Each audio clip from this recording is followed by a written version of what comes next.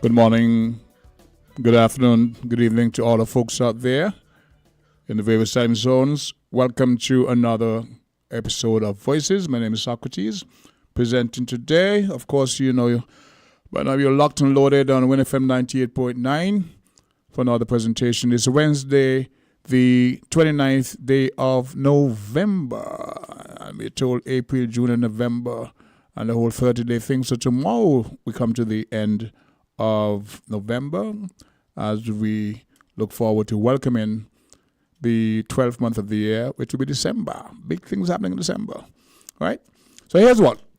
We're going to keep our salutations until we give credit to our many kind sponsors, and then we'll be right back for today's presentation of Voices.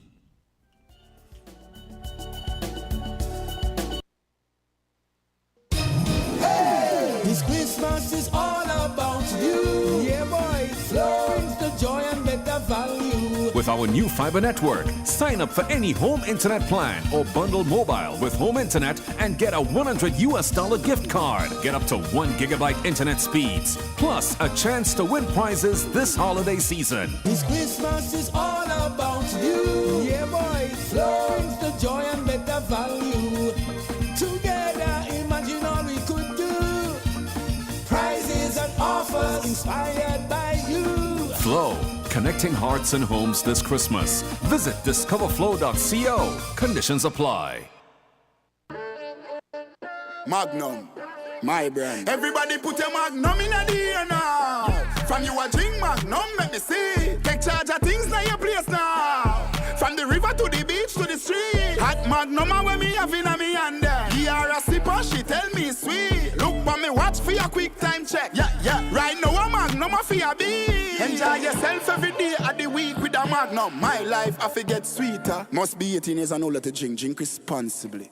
Let TDC Financial Services help you go for your goals. Whether you're thinking of taking that grand vacation, down payment on a house, higher education, TDC Financial Services has various plans that will allow you to go for your goals. Choose from the Accumulator Plus, Investment Starter Plan, and Fixed Deposit. Ready to go for your goals? Visit us at TDC Financial Services, where money is made easy.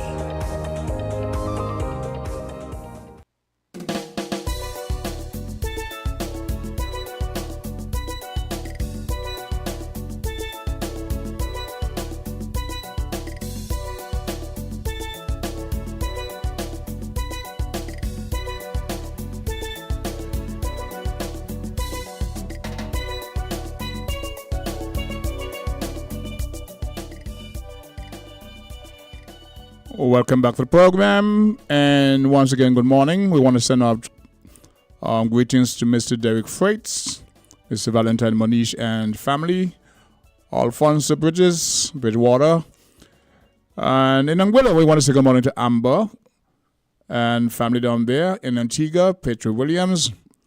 From the U.S., we have Jennifer Richards, we have Miss Rosemary Donald, we have from Canada, Catherine Faber, and to the friends of our federation around the world, especially to our many nationals throughout the SKN diaspora, wherever you may be. Good morning and welcome to another presentation of Voices. My name is Socrates, and today we don't have any guests in the house, so we'll just chit-chat and the lines are open. Any topic you want to introduce, all we ask is that you keep it civil. We'll have a most wonderful time, and time flies when we're having fun. I'm here for roughly 2.5 hours. We break roughly every 15 minutes for a commercial break, and we continue the dialogue.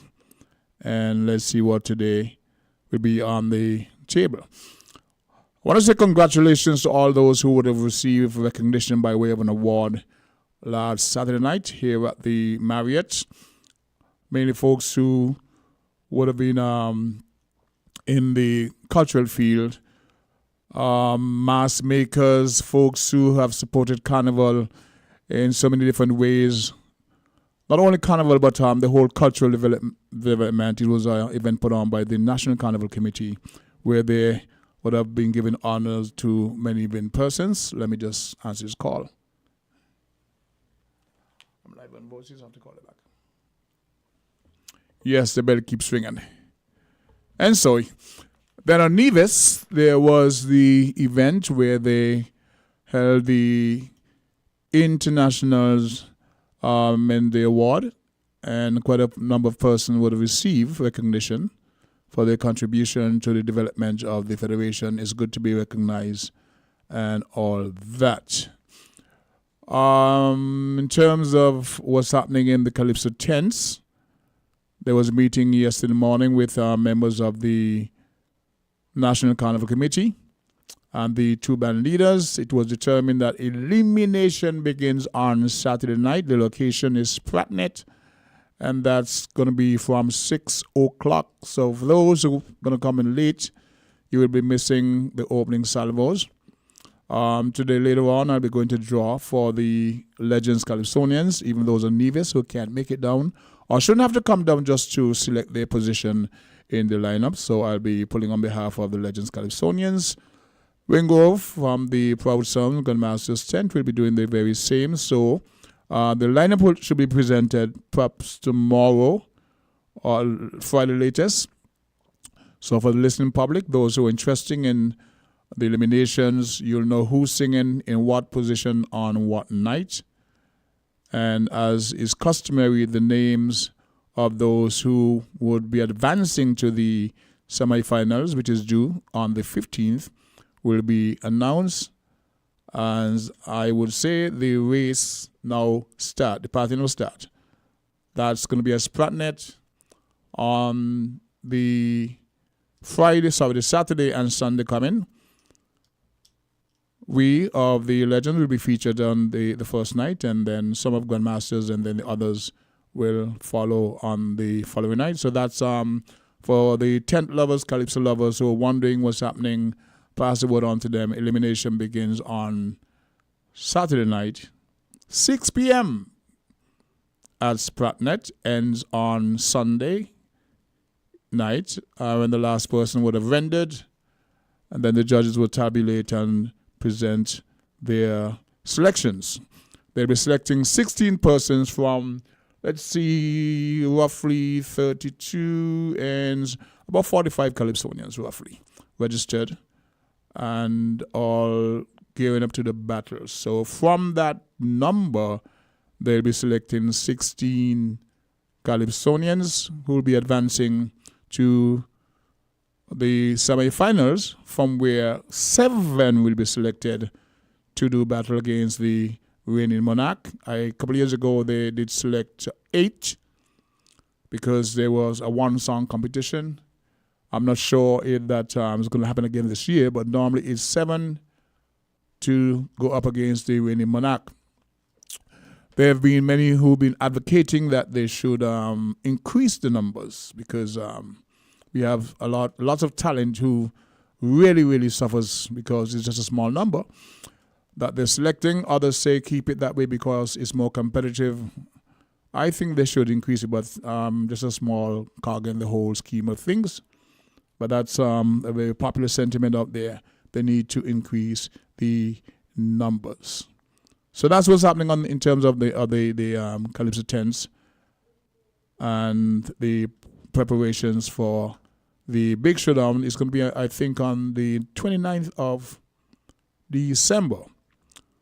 So for the folks who are making the plans to fly in to see the show for themselves, you have a preamble of what's going to happen as of Saturday night. There's that aspect of it. Okay. There was a meeting held what was postponed. It was due to be held last night at Marriott, a stakeholders or tourism stakeholders meeting that was due to be held last evening. Starting time was 5:30, and there was a circular that came out about an hour before speaking to the postponement of that meeting due to the late arrival of the ship. So for the person who asked me this morning, why do I think the meeting was postponed? I can only go by what was sent out from tourism, that it was due to the late arrival of that particular ship that came yesterday. And so it's quite believable because there were many persons in the tourism stakeholder industry who would have been compromised, having to change plans and rush over there. So there's that. Want to say good morning to Bag of Sugar up there in New York also. All right, so that's what's happening from the Calypso 10 point of view. Then the lines are open, 662-0989, 466-0989, 762 also gets you in on the conversation as to what's happening. Any topic you want to introduce, I don't have a guest today, so I'm open. It's not like, it's open mic, as I would call it. Friday is going to be good news. Good news. I'll be here on Friday. There is a vessel in port, a much smaller vessel, and there's one due on Friday, also a smaller one. So on those days, I have more flexibility. I can be here. Okay? So there's that. We received a letter from Department of Culture, of the taxi fraternity. Once again, we're challenged with the space where we normally park downtown in the circus. And we would have sent a letter off this morning to the Commissioner of Police asking them to indulge us in finding a parking area because when that happens and the circus is shut down, it's where taxi drivers ply their trade. And there are no arrangements put in place in terms of a place we can park and continue to do our business. It's really, really a very, very hard thing to do. Especially when you look around town, when you find all the one-ways and all the yellow lines, so you can't park here, you can't park there. So guess what? Last year, there was an accommodation attempted where we were told we can park in Bank Street. So folks who would come from, say, Rams, with their shopping bags, etc., want a taxi, you will come to the circus, but there will be none. I'll continue this after we take this caller. So let's see what this caller have to contribute. Good morning, caller. You're live on Voices. Okay, I think I was talking too much. We will wait for the caller to try again. So yeah, say you're a person leaving Rams or one of those shopping areas and you want to get a taxi.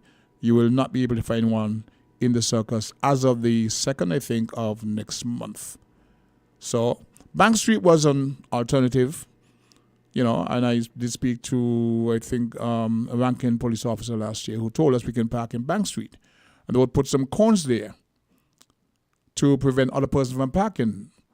The problem with that, the memo was not sent to the general public. So people who come in town to work would find that area and just park in that space. I think it's been too many years now, and we should be able to put a hand on this. Is the caller back as yet? All right. One recommendation, one suggestion is that we open up Liverpool Road heading west. It's a one-way coming east, but we open up that area and the taxis can park in a queue. They drive in that direction, head down between Courts and KFC and can continue their business. Some accommodation has to be put in place. The letter he got spoke about they appreciate the challenges we're facing, but there has to be a solution. You just can't have people parking on Posante. I'm talking about taxi drivers parking here and there because the circus is no longer available to us. So, as I said, there's a letter being prepared to be sent to the Commissioner of Police. I hope they can really, really work with us because it's really not right to know that because of a carnival or whatever cultural event, taxi drivers are just kicked out of the circus. It's something that should be tabled when we're having discussions and planning for events downtown, carnival related or not. This has to be taken into consideration. Okay, so there's my take on that. And we go to the phone lines. Good day, caller. You're live on Voices. Hi, sir. Good morning. Good morning. Welcome to the program. How are you? Not too bad for an old man. You miss it from the stage, but go ahead. Mr. Haji, you see, people make decisions to suit themselves with nobody else in mind. Here your topic you got here. So you're supposed to go park in the ocean? Well, as ambassadors, we are given that designation when it's convenient. But they make the decision with nobody else in mind. It's just to suit themselves. Yep. That's what I'm saying. What do I now?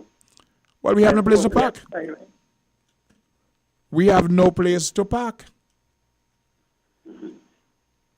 Right? So, example, say you're driving up on the Bay Road.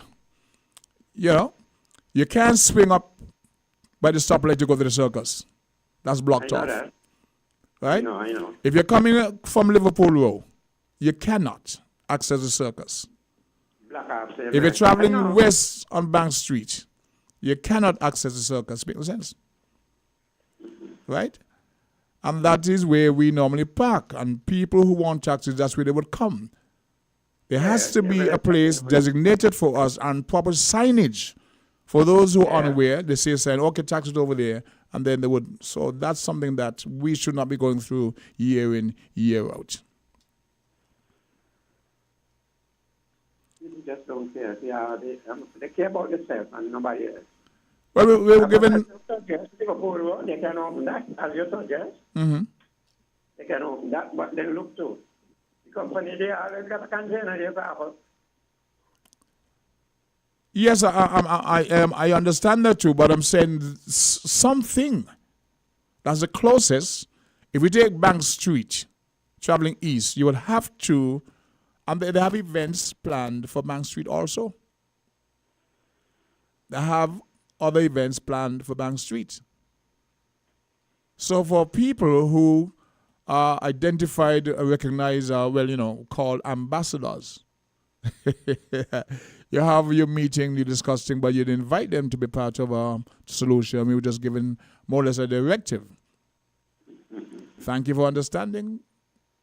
And that's it. There's so many times they had a meeting over, I think, where it was. I think it. About real people, and then they didn't invite the real people. Well, that happens sometimes. And you get some results that are good because you don't have all the adequate person making relevant contributions. You know, so that's something that people take for granted, and it shouldn't be taken lightly at all. That's boy, I don't know, find out where else. Yeah, but when you look at it, where do we park? That's what I'm saying. They make the decision with oil not in mind. That's what I'm saying. Correct. I mean, go in the ocean apart. Yeah. It's just not properly thought out, and it may seem a minor matter, but it really is not. I don't want to say it's a lack of respect, it's a lack of consideration. You know, it's a matter of this is what we do every year. It's taken for granted, and that's what happens. So we're hoping that the commissioner, upon receiving the letter, can work with us and give us the due respect. That's really getting knocked about, boy. They're really getting knocked about all over.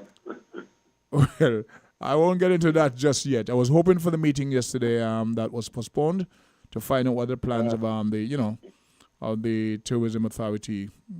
We're hearing a lot of rumors, this and that, what's going to happen at Port Zante and that. I don't want to go by that. I want to get the accurate information, the breakdown as to what the plans are, so we can respond properly.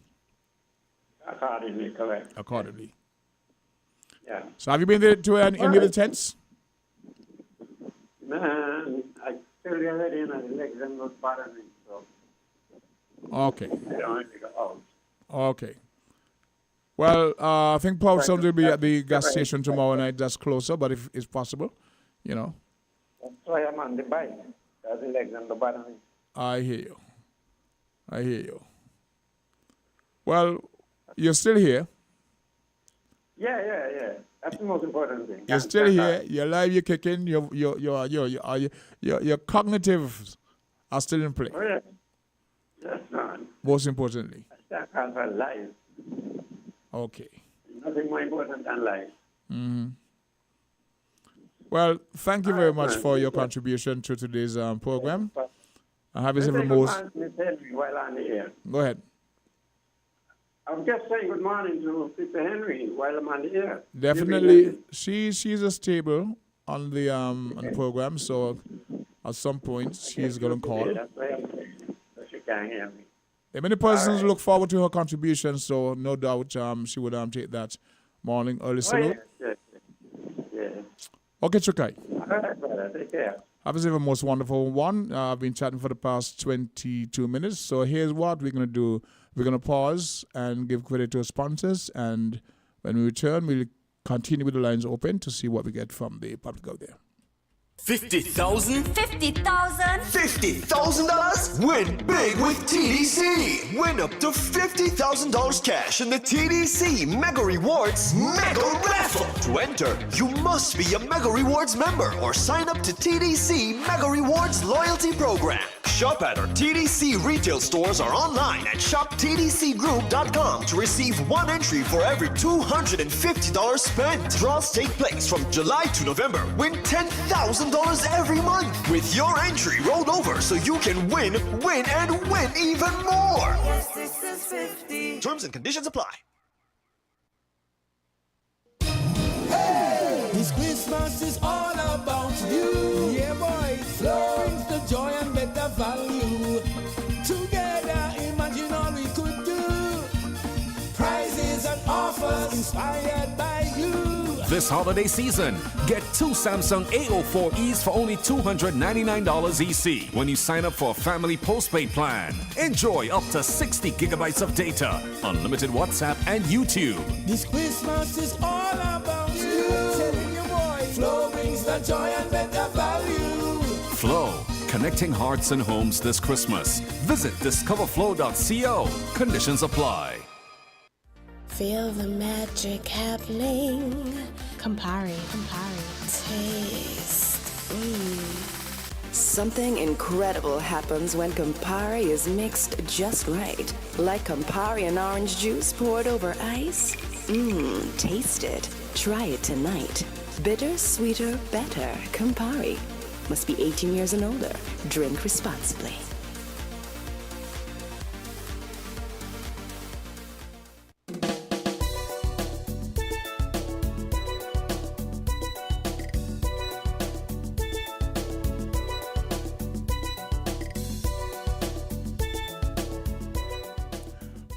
Welcome back to Voices, and we go straight to the phone lines. Good day, caller. You're live on Voices.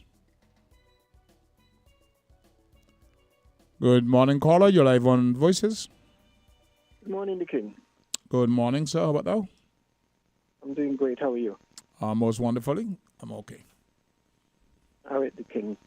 Now, permit me to share my observation on things that are happening on a global scale. The King, the scripture says the devil is moving, going around like a roaring lion. Now, the devil is really roaring because they are so unhappy right now. What am I talking about? You went from singular to plural. Okay. Well, there are more than one devil. There's a whole lot of them. Okay. But I'm going right on to Africa in the country of Kenya. Now, Bill Gates met with President Ruto, and he has urged President William Ruto to go into digital scanning, whether microchip or scanning of the eye. Why am I saying this, the King? Now, 3 years ago, we were shut down due to the virus, COVID. And many of us who have taken the vaccine, the scapegoat, now, firstly, we have to recognize that these people create the virus, and then they give us a scapegoat. Now, I've been saying all along that there is never a testing, and if there were to be, let us say we have had 1,000 deaths of people who have taken the vaccine. Who is going to investigate and come up with the cause of these rapid deaths? I'm not just talking about here in St. Kitts, because there are evidence that most of these, and it includes the elders and the youth, young people in America, in the Caribbean. We have to start to question all these scenarios, these virus and things that are being thrown on a global scale. What's the agenda behind it? We cannot continue to just swallow everything. King, William Ruto has been,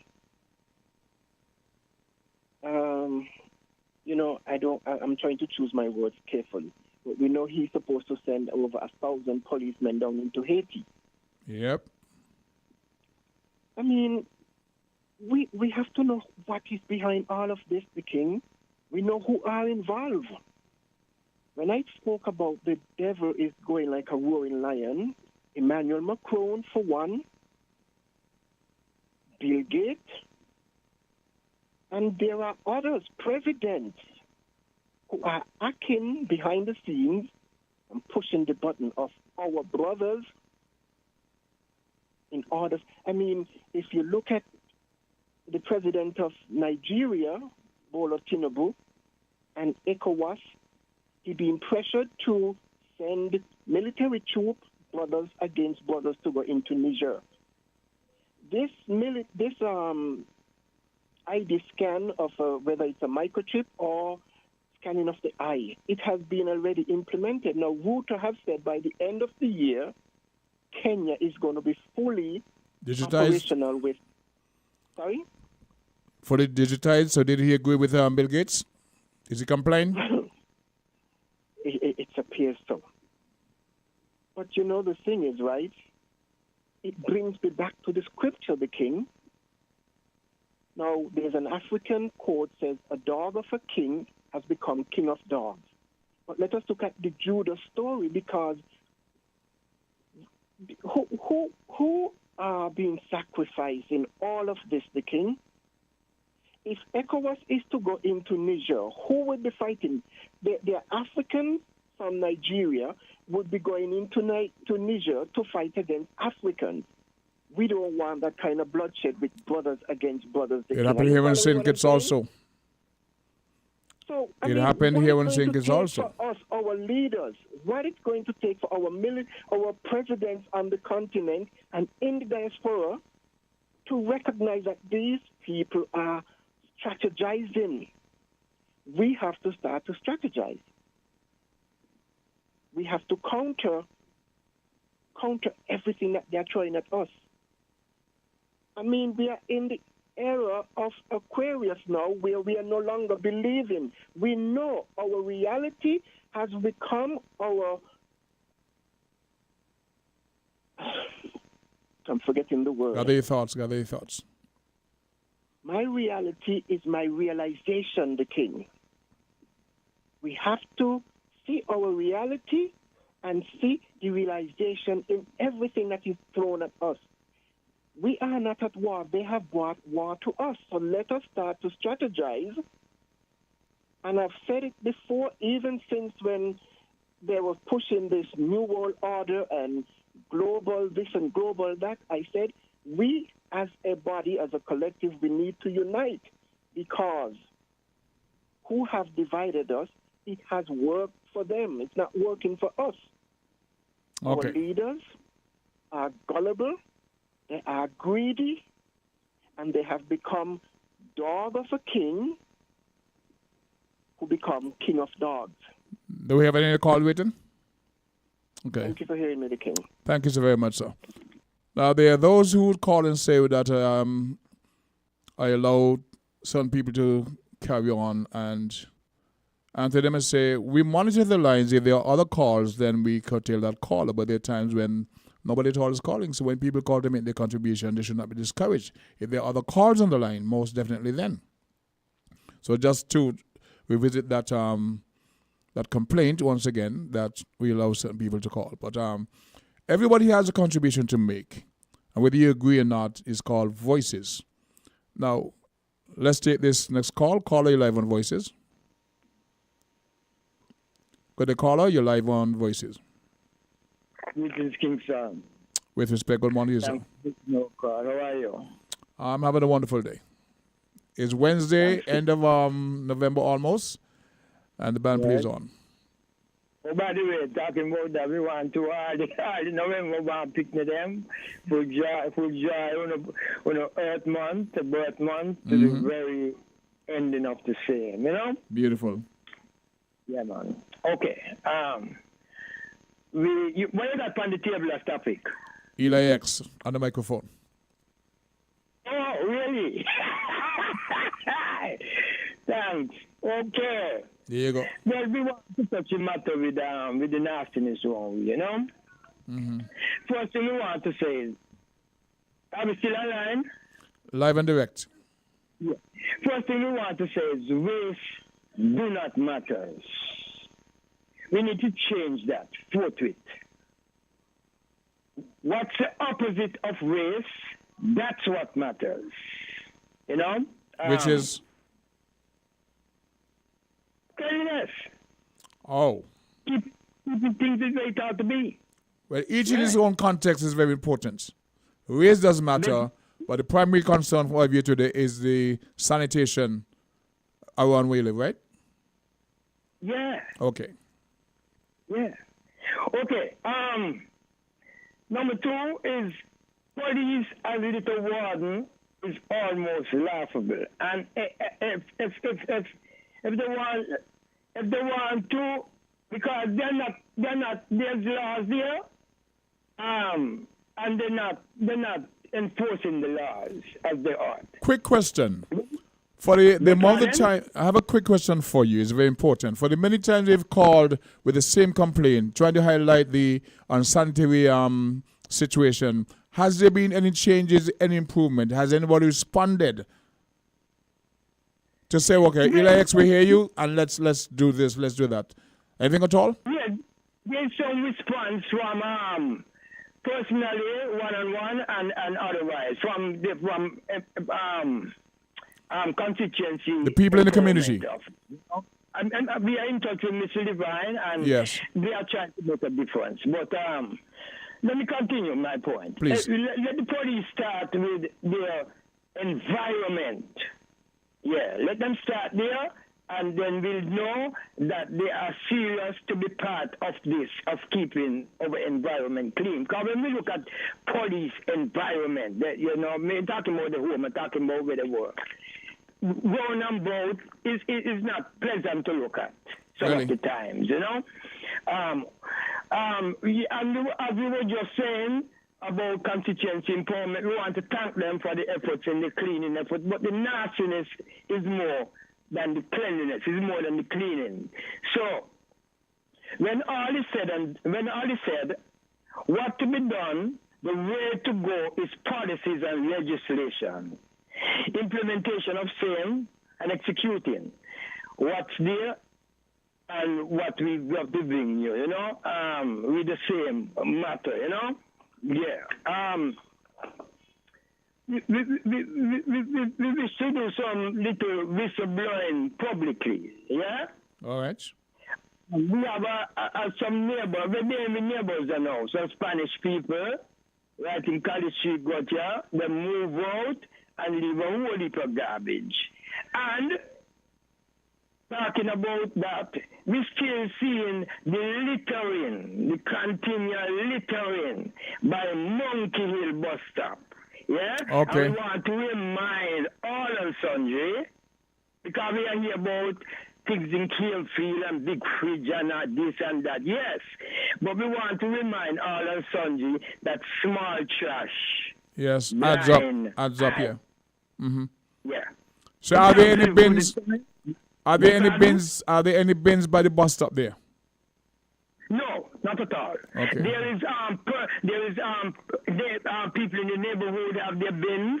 Them bins what they give out for the private use. People would have their bins, and clean people use them. Clean people pass, but then the bins get full and overflow and then start to smell. Wow. But there's no bin bin put out by the bus station. The busman them. No, the system to say that. It's just people who have their garbage bins in the neighborhood and have them outside. Yeah?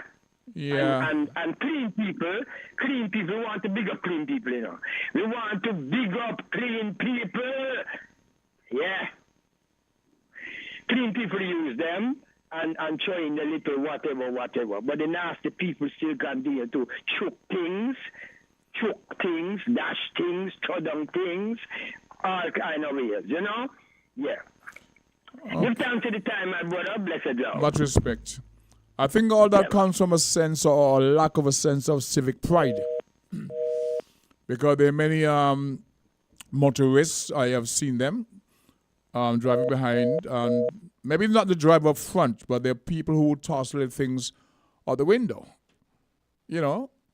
and the police and the little wardens can be everywhere, but it has to be a concerted effort, and it must be from a national consciousness point of view about keeping your country clean. Some people call about, the impression with the tourists. We're not cleaning it for the tourist. It's for your immediate health and benefit to have a clean environment. And everybody else that shares that society will, of course, benefit. But we don't really clean up for the tourists. I do drive them, and I must tell you, 99.9% of the time, the comments are very commendable and remarkable. So I don't want to say it's because it's on the main. I know generally, and it's a matter of pride with me, to see a clean country. I'm very proud, and just about everybody would be very happy and proud to see there. But there's some areas where you drive and you see the littering. And at one time you were saying, well, is this particular set of people who just drive, and that was proven to be true. So the thing is, you have to call it out when you see it and make the report to the relevant persons who would then be in a position or should be in a position to monitor. And that's how you curtail these issues. I must commend Ela X for always pointing out this problem. Because the more you shed light on a problem, the more it gets well ventilated. People will pay attention to it. But within the community itself, that has to be a sense of pride. There should be a sense of pride. We used to have the best community. I'm not sure if that's the right name, but where people in the various villages, communities would compete. And I think Keon, on a number of years, got that. Sandy Point, those are the main, those off. Sandy Point won a couple of times, and that comes from maybe one or two persons who would have started that, and then others joining in. So we know when it comes to December, a lot of households go out and buy curtains and the cleanup and the this and that. But generally, where we live on the street, etc., is a reflection on how we think as a people.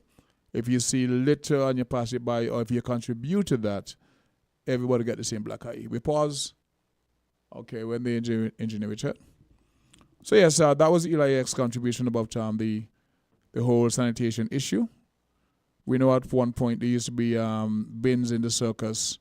There are now in what is Victoria Gardens. I don't know if anybody can tell me where exactly in Bastia is Victoria Gardens, but there are bins in Victoria Gardens, and the general public use them to the point that they overflow, but they're emptied on a regular basis. But there used to be bins around town where people would who come into town with litter would just drop them. For whatever reasons, those were removed only private enterprise would have them on display. So people feel encouraged to drop their trash here and there and there, and it's really, really wrong. I should say some people because generally we take pride in our surroundings, and Bastille is the most beautiful place. But in some areas of the Maine, you find is that still happening, right? So that was a topic tabled by Elder X, as he's want to be called. We spoke about briefly what's happening in the taxi fraternity in terms of the circus and the access to parking as of the 2nd of next month, where we'll be hosting the In the Spirit of Christmas and other events in the circus, cordon off, vendors, etc. All right. So we got about 11:45. Where's Mr. Engineer? We're gonna pause now to give credit to our sponsors, and when we return, we'll continue the discussions.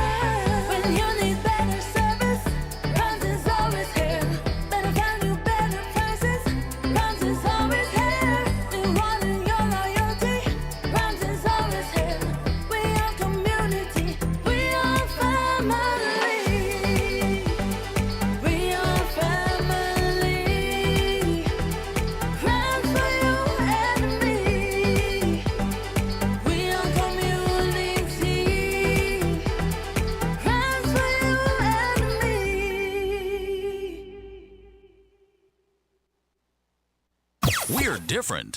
We're 98.9. 98.9. Win FM. Hey, this Christmas is all about you. Yeah, boy. Flow brings the joy and better value. Together, imagine all we could do. Prizes and offers inspired by you. With great prizes including cash, grocery and gas vouchers, data, credit and more. Switch to Flow today and have Christmas joy every day. This Christmas is all about you. Telling you, boy, Flow brings the joy and better value. Flow, connecting hearts and homes this Christmas. Visit discoverflow.co. Conditions apply. Hello? I'm going to have a jolly money Christmas. It's my favorite time of the year. You're singing to yourself. Girl, I'm heading to TDC Financial Services to get a loan in their Jolly Money Christmas loan promotion. They're offering a loan of up to $100,000 secured and up to $75,000 unsecured, which is perfect for my Christmas list because I have the house to renovate, Christmas shopping for all the little ones, travel to see my family, and then you can't forget back to school. So, I'll be having a jolly money Christmas with TDC Financial Services. You coming over? Let's go! I'm coming TDC Financial Service too. Yes, this is 50.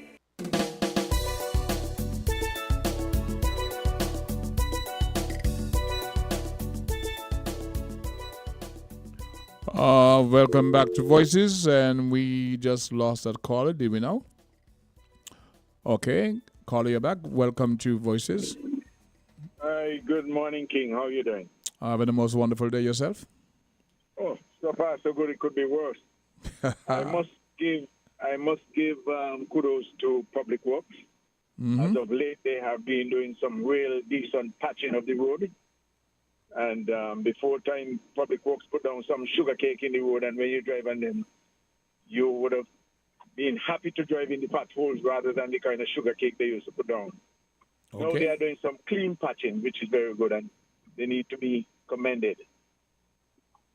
Is it with having said that, I would like to say to everyone and anyone who might be listening that when it comes to people that take dogs along walks with them, there was an incident that took place at the beach yesterday where one of our tourists were bitten by a Rottweiler.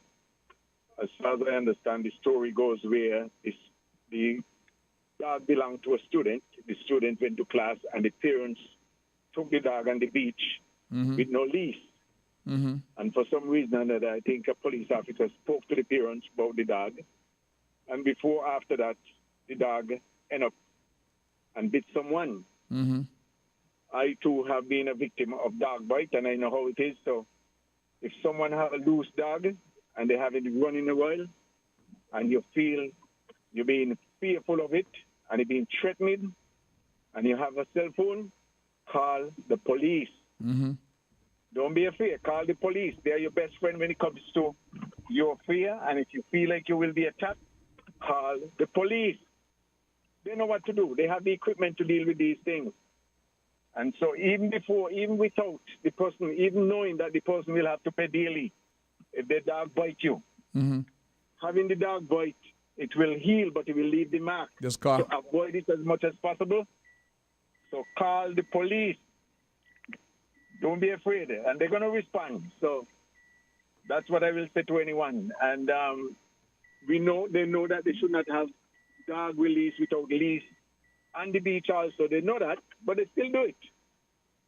So that's one of the things that I'm concerned about with our behavior.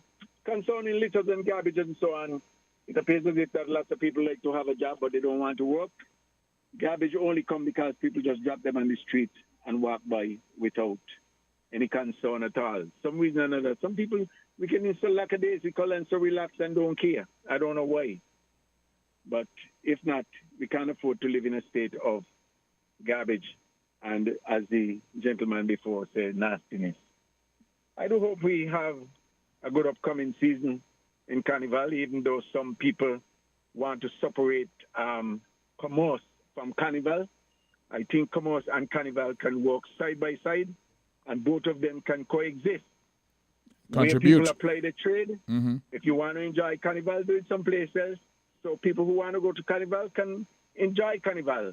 Those who want to indulge in commerce, indulge in commerce. I think I've seen somewhat of a letter that was written to the taxi organization that they must remove themselves.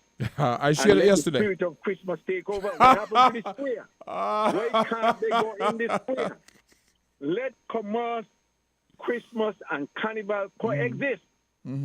Don't push on one to enjoy yourself for another, because when you finish applying your trade and you want to sing carols, it could be done anywhere. And it don't have to be in the middle of the circus. Where you have to be the circus, we are not singing for the white people anymore. We are singing for ourselves. Why we have to be in the middle of the circus between the buildings, which is hot anyway?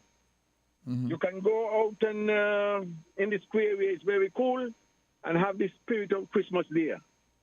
I think I've said enough.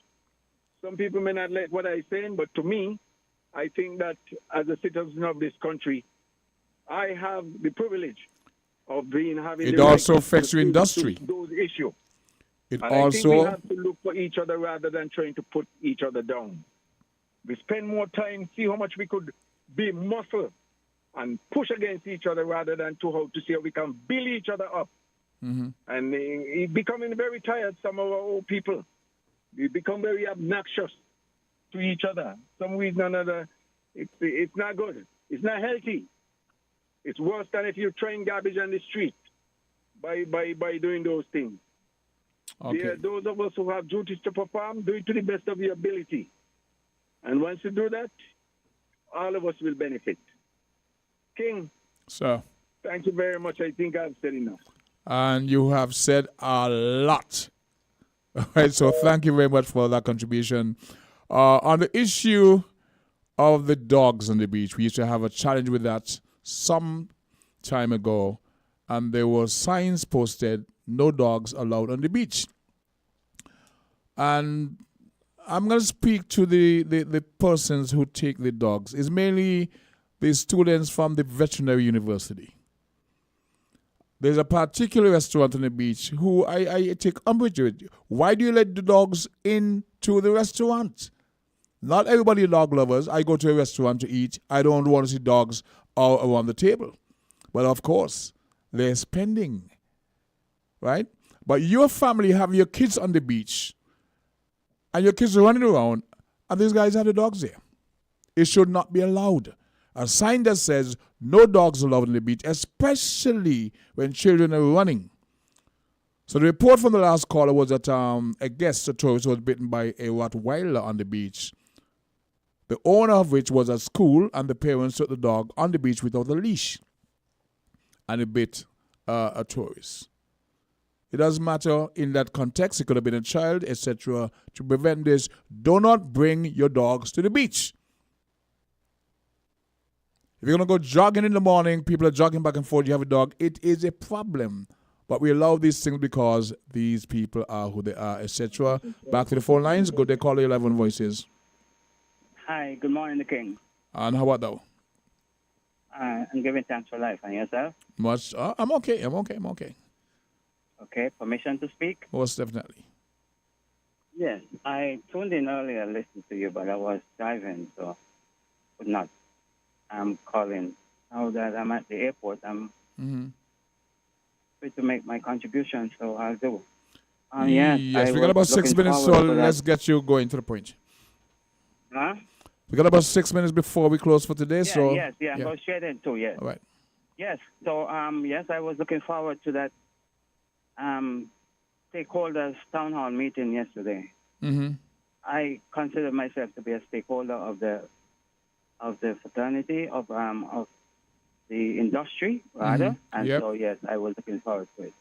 For whatever reason the postponement was, I look forward to they recalibrating and setting a new date so that we can come there. Because I myself, I have a few questions. And you know that there are more questions than answers right now. Yep. But if I was to question the timing of the stakeholders town hall meeting, go ahead. I would have put it in earlier. This town hall meeting of such nature should have been done prior to the opening of the season. But some things might have come to the fore, and they need to be discussed. And hey, lo and behold, they decided to, because we are not the only stakeholders in the business, as our fraternities are not. And so, like I said, there might be more questions than answers. So other stakeholders might have questions too. Yes. So, yes. And so that's we'll find out. There has to be a date in the very near future. As for the postponement, I'm not going to speculate too much as to. I know that there was a ship that came in late yesterday. That was a rationale that they explained. I am not sure if the staff was tight, like it was the staff, or that there was stuff for staff in terms of that, or if other stakeholders was down there and would not have been able to make it for the time that they set the 5:30. Well, about what they said, I agree with what they said, because it saved me a long drive up to go to a meeting that would have been postponed. So we see. We all have a contribution. Yeah, I look forward to it. Yes. It was posted. The communique was posted. You know, the memorandum was posted at the different sites. I don't know if they had one posted down at the taxi stand, because we have been so disrespected there that I don't know. But normally they would have posted it. If one was posted up here at the airport, one was posted down on the seaport. They might have posted them in the different areas. But after the lunch break, I will come back. I want to deal with a matter there, so another matter. So thank you very much. Appreciate that. You're welcome. Commentary on the last caller. Well, sorry, the second to last caller. It says Lorenzo makes a good point. The Christmas thing can be held in the square for real. Okay. And he continues, these racial/race-based double standards need to be stopped. We have to stop worshiping their money, because that is what it boils down to. And we're enabling their warped sense of entitlement and keeping white privilege alive when we should be dismantling it. And I think you're so right, Mr. Caller. Well, not calling, but you made a contribution. It's very important because we allow these things to happen. We allow this. You have sign that says no dogs allowed on the beach. I don't think you can find these signs anymore. But they have to be maintained because there are families who take their children on the beach and children run back and forth, and to have these dogs there's a threat. I am intimidated and terrified of these dogs, Rottweilers and this and that, because once they attack you, it can be detrimental to your very life. So we get blasé and we forget these things, but they're very much in our faces and they need to be addressed. Okay? There was a question about where somebody asked me to repeat the schedule of tents. Tomorrow night there'll be one at the gas station. The Proud Sons will be there. And on Saturday night we start the first of the 2 nights of eliminations. It's going to be at Spratnet starting at 6 p.m. There'll be, about 28 Calypsonians being judged that night, and the following night another 28 based on the figures I have. So Saturday, Legends and some of Proud Sounds, Calypsonians will be competing to advance to the semi-final stage, and on the Sunday night you'll have the other half of the Proud Sounds tent. So don't miss. At 2 o'clock today, Wingover and I will be going to select the lineup from each tent, and then that will be made public. So you'll have an idea as to who's performing on which night. I think I'll be appearing on the first night based on the fact that I'm with Legends. But it's 11:59 on my chronometer, and I think at this point we have to make way for the presentation of the Win FM midday newscast. We want to thank all the folks who made their contribution by telephone call or by text this morning, and we will continue the little chit chat when we return from the Win FM's midday news presentation.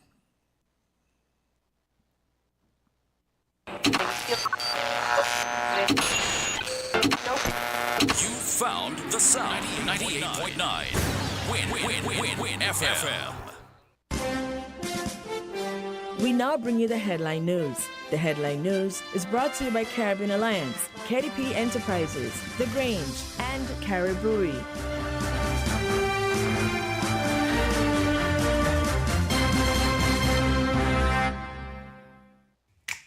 Maybe it's the way the brilliant gold liquid reflects our sunshine, or how the bright blue of its label mirrors the clear Caribbean skies overhead. Maybe it's the fresh, crisp taste of this beastly cold beer on a scorching hot day. Maybe it's even the way it brings us all together. But one thing is for sure, Carib is very much a part of who we are wherever we're from in the Caribbean. Carib, it's the way we play. Drink responsibly. Did you know that the Grange Healthcare Facility is the first purpose-built, non-governmental healthcare organization on St. Kitts? It's situated at Otley's, 7 miles east of Basseterre in beautifully landscaped surroundings. The Grange has a team of highly trained professionals and provides care that's rated as being comparable with UK and North American standards. The Grange offers varied accommodations to suit your individual needs, and our all-inclusive packages make the cost of care per hour the most competitive on the island. Services include convalescent care for all ages, daycare facilities for older adults, rehabilitation services, and training and continuing education for healthcare providers. For more information, call 466-5525 or 465-8020. Fax 466-8221 or email thegrangehealth@gmail.com or visit our website at www.grangehealthcarefacility.com. When it comes to the important things in life, your health, your education, your choice of a life partner, and of course your insurance provider, only the best will do. Caribbean Alliance Insurance is the only insurance company in the Eastern Caribbean with an A excellent rating. We have a robust 3-tier reinsurance strategy that protects our policyholders from multiple catastrophes, even if they occur in quick succession. We spread our risks over 18 territories, ensuring minimal impact to individual territories when a disaster strikes. We provide an excellent claims experience. Claim settlement is usually between 24 to 48 hours. Our A Excellent rating means that you are more secure with us. Contact us for motor, property, marine, public liability, employer's liability, and other policies. Delisle Walwyn, people you can trust. Local agent for Caribbean Alliance Insurance. Tomorrow secured. Shipping your cargo shouldn't be a hassle. It can be as easy as a single call to Amerijet International, your worldwide cargo transportation solution. We provide all the services you need to ship your goods anywhere in the world, whether your shipment is fresh, frozen, large or small, alive or hazardous. You can count on Amerijet to deliver it safe and sound. Amerijet International, by land, sea or air, we get it there.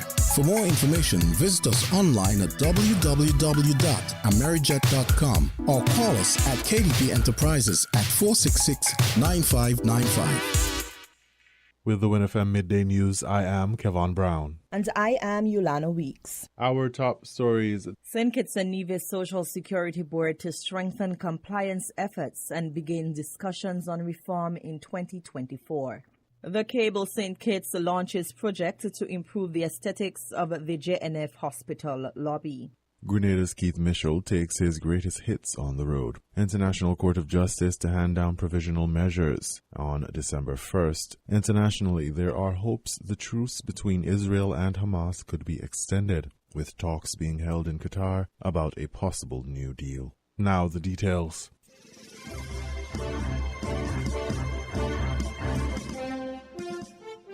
Camilla Lawrence, a corporate communications manager at the Social Security Board St. Kitts and Nevis, said the statutory body will be strengthening its focus on compliance in 2024 to ensure the sustainability of the Social Security Fund. Compliance must follow in order for a Social Security Fund to stay viable. So we collect income via three means: investment, let's say two. Investment and contributions from employers and the self-employed, right? And so we have to manage all those systems in order to be able to meet our obligations. Last year alone, 130 million was paid out in benefits. You hear that? It's a lot. A lot. Collections last year wasn't 100 million. And so, you know, we're coming off of a COVID experience, and outside of our regular duty, Social Security provided COVID relief, which benefited lots of us, right? And 25 million was expended on that project, and that has nothing to do with Social Security benefits.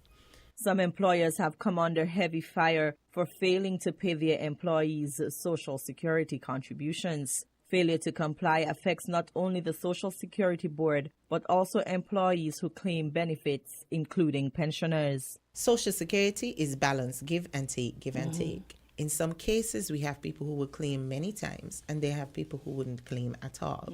So one branch, especially for that COVID relief, we were able to use from a specific branch of benefits to take care of that dent that the world felt. Right? So we're not concerned about making back that, but we're concerned about keeping the fund in a flexible, viable state so that it can do what it's intended to do. And compliance, as you say, is a major part. So we've been publishing via our website the names of delinquent employers. So if you want to see if your employer is there, you just log on to socialsecurity.kn monthly. You would see the court judgments and what would have happened in court. As we go into the new year, we need to be focused on new ways of getting to people, because we realize that we have a informal sector, meaning more persons are getting into self-employed work and they're not keeping their obligations to Social Security. It's hard for us to police them because there's not a self-employed corner or arena that we could go and see all of them. Additionally, the Social Security Board will host a series of community engagements about Social Security reform. There have been concerns amongst the general populace in recent times about the continuity of the fund due to several alarming factors. We reflect on where we've been. February was our 45th anniversary. We advise the nation that we are a strong and healthy fund with reserves of over 1.7 billion, but we are a mature fund. And as you age, you recognize the bones don't bend as easily. I'm realizing that. So with Social Security, at 30 is you're ripe, but at 45 is maturity. And Social Security systems are designed to work effectively for 30-year periods because we consider the demographics of the economy, birth rate, and so on, death rate. And in St. Kitts, we have an aging population. Far more persons are heading into pensionable age and living longer. And we have a really serious decrease in birth rate. Our parents got 4 and so some of us around here say none for us. Or just one. Or just one. Yeah. Yeah. And so we've made our contribution to mankind and that's it. And that has a serious impact on Social Security. So as we head into 2024, lots more discussion would be had on the topic of reform. Ms. Lawrence said employees should hold their employers accountable by regularly checking their Social Security status.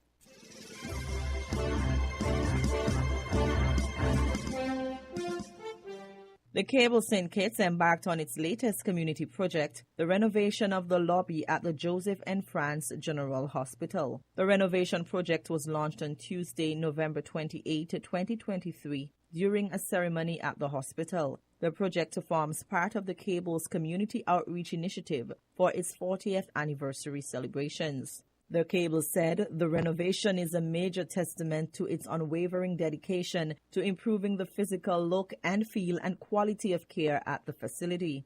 Quote, good corporate citizens have a responsibility to make our communities and the world at large a better place. At the Cable, we are committed to doing exactly that. The company added, quote, we are excited to undertake such an important initiative and look forward alongside our partners and collaborators to deliver a high-quality outcome, end quote. TDC Group of Companies was identified as a key partner that would supply the paint required to give the lobby a facelift. Speaking at the launch, Prime Minister and Minister of Health, Dr. Terence Drew, said, health is a national issue. It is all of our business. And therefore, because it is all of our business, I think the approach should always be, how can we get the community involved in making sure that we have a hospital that would serve our needs and one that would be of high quality as well. The renovation of the lobby complements other key developments to take place at the hospital, including roof repairs, additional equipment,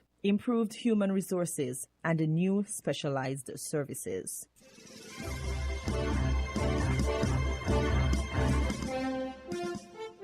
In regional news, Grenada's Keith Mitchell takes his greatest hits on the road, Primetime Caribbean reports.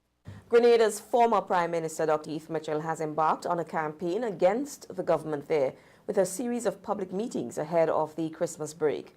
Nikita Wells has been following some of the issues he has been seeking to raise against the 18-month-old government.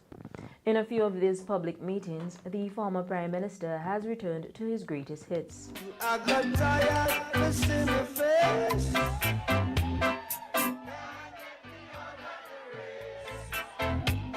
And those stanzas have included lines about what he feels is an incompetent government, an administration not keeping its promises and not telling the truth.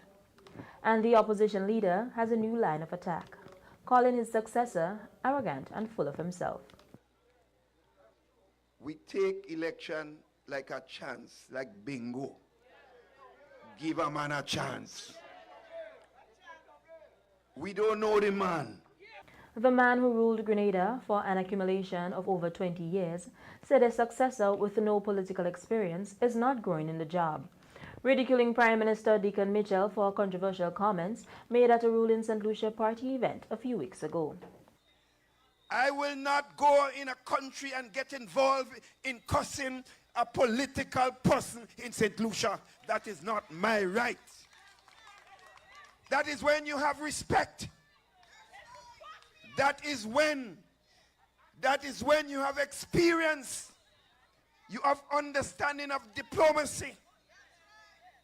That is when you understand in international matters, sisters and brothers. But when you put a rookie in government who had gone up in the moon And he can't come down on the earth. He's bigger than everybody already. In back-to-back meetings this weekend, the opposition leader made light of comments caught in a viral video that was widely derided on social media, where he appears to make a reference to the Prime Minister, throwing a slur in reference to apparent opposition-generated unfounded claims about his life. I didn't call no name, but if the cap fit, lay fit. If the cap fit, lay fit. Because everybody know if they say that about me, I'm laughing. Because everybody know I like nice ladies, I don't like man.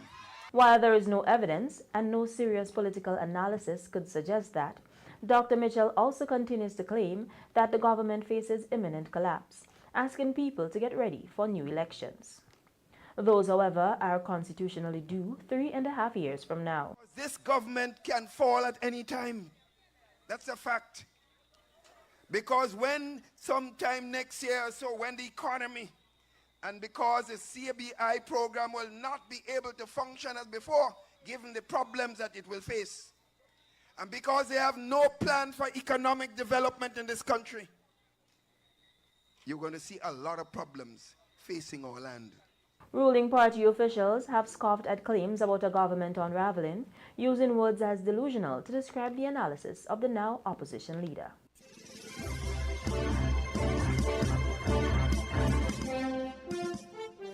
International Court of Justice to hand down provisional measures. On December 1st, Guyana News Source reports. The International Court of Justice has announced that it will deliver its decision on Friday on Guyana's request for provisional measures to be granted in the border case against Venezuela. Guyana's request was made following the announcement of the planned Venezuelan referendum on the border controversy, which is billed for this coming Sunday. Guyana has objected to a number of questions that are to be asked in the referendum and wants the court to block those questions related to the case before the court and the Guyana Essequibo region. The decision will come 2 days before Venezuela's planned referendum. In its submission before the ICJ, Guyana also stated that Venezuela must refrain from any actions intended to prepare or allow the exercise of sovereignty or de facto control over any territory that was awarded to British Guyana in the 1899 arbitral award. Guyana also wants the International Court to order and compel Venezuela to avoid any actions that might exacerbate or extend the controversy before the court or make it more challenging to resolve.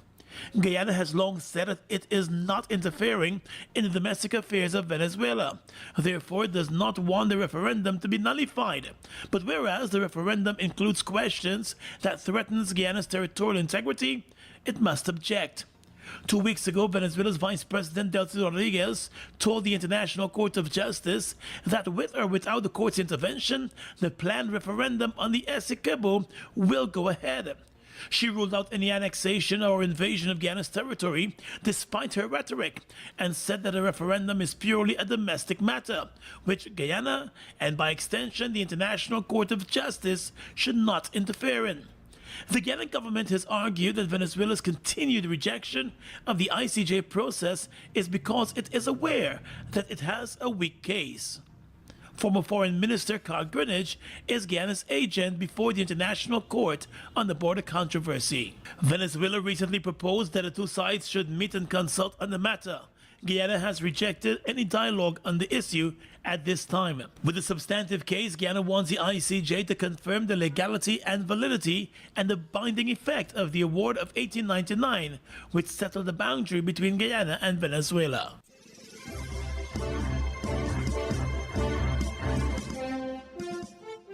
We now bring you these international reports. More hostages and prisoners in Israel and Gaza have been released as talks continue to extend the temporary ceasefire. A spokesperson for the Israeli government said that it would be open to an extension of the truce under the current hostage-prisoner exchange agreement. The US President Joe Biden says extending the conflict in Gaza would only play into the ideology of Hamas. Israel says it's received a list of hostages held in Gaza who could be released later on Wednesday, which would be the 6th day of the current truce. On Tuesday, 12 more hostages were released from Gaza, bringing the total number now freed to more than 80. It included 10 Israeli citizens and 2 Thai nationals. In return, Israel has released another 30 Palestinian prisoners.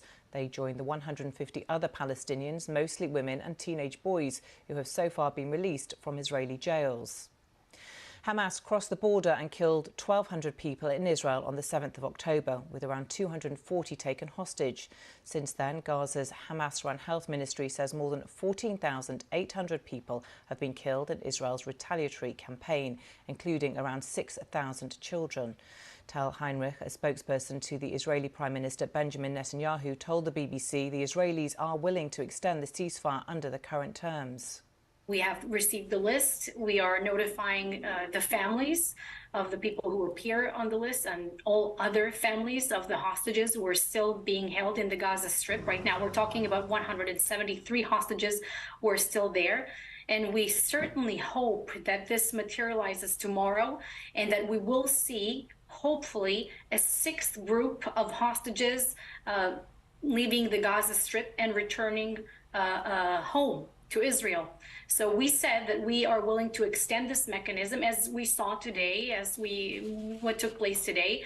And for every 10 extra Israeli hostages that Hamas will release, we agreed to another extra day of a humanitarian pause in the fighting.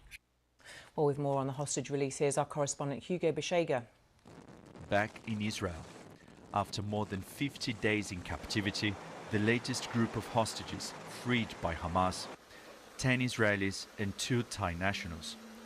They included Ditze, who's 84, and mother and daughter Gabriela and Mia, and their dog Bella, who was apparently kidnapped with them. 75-year-old Ada Sagi was also freed.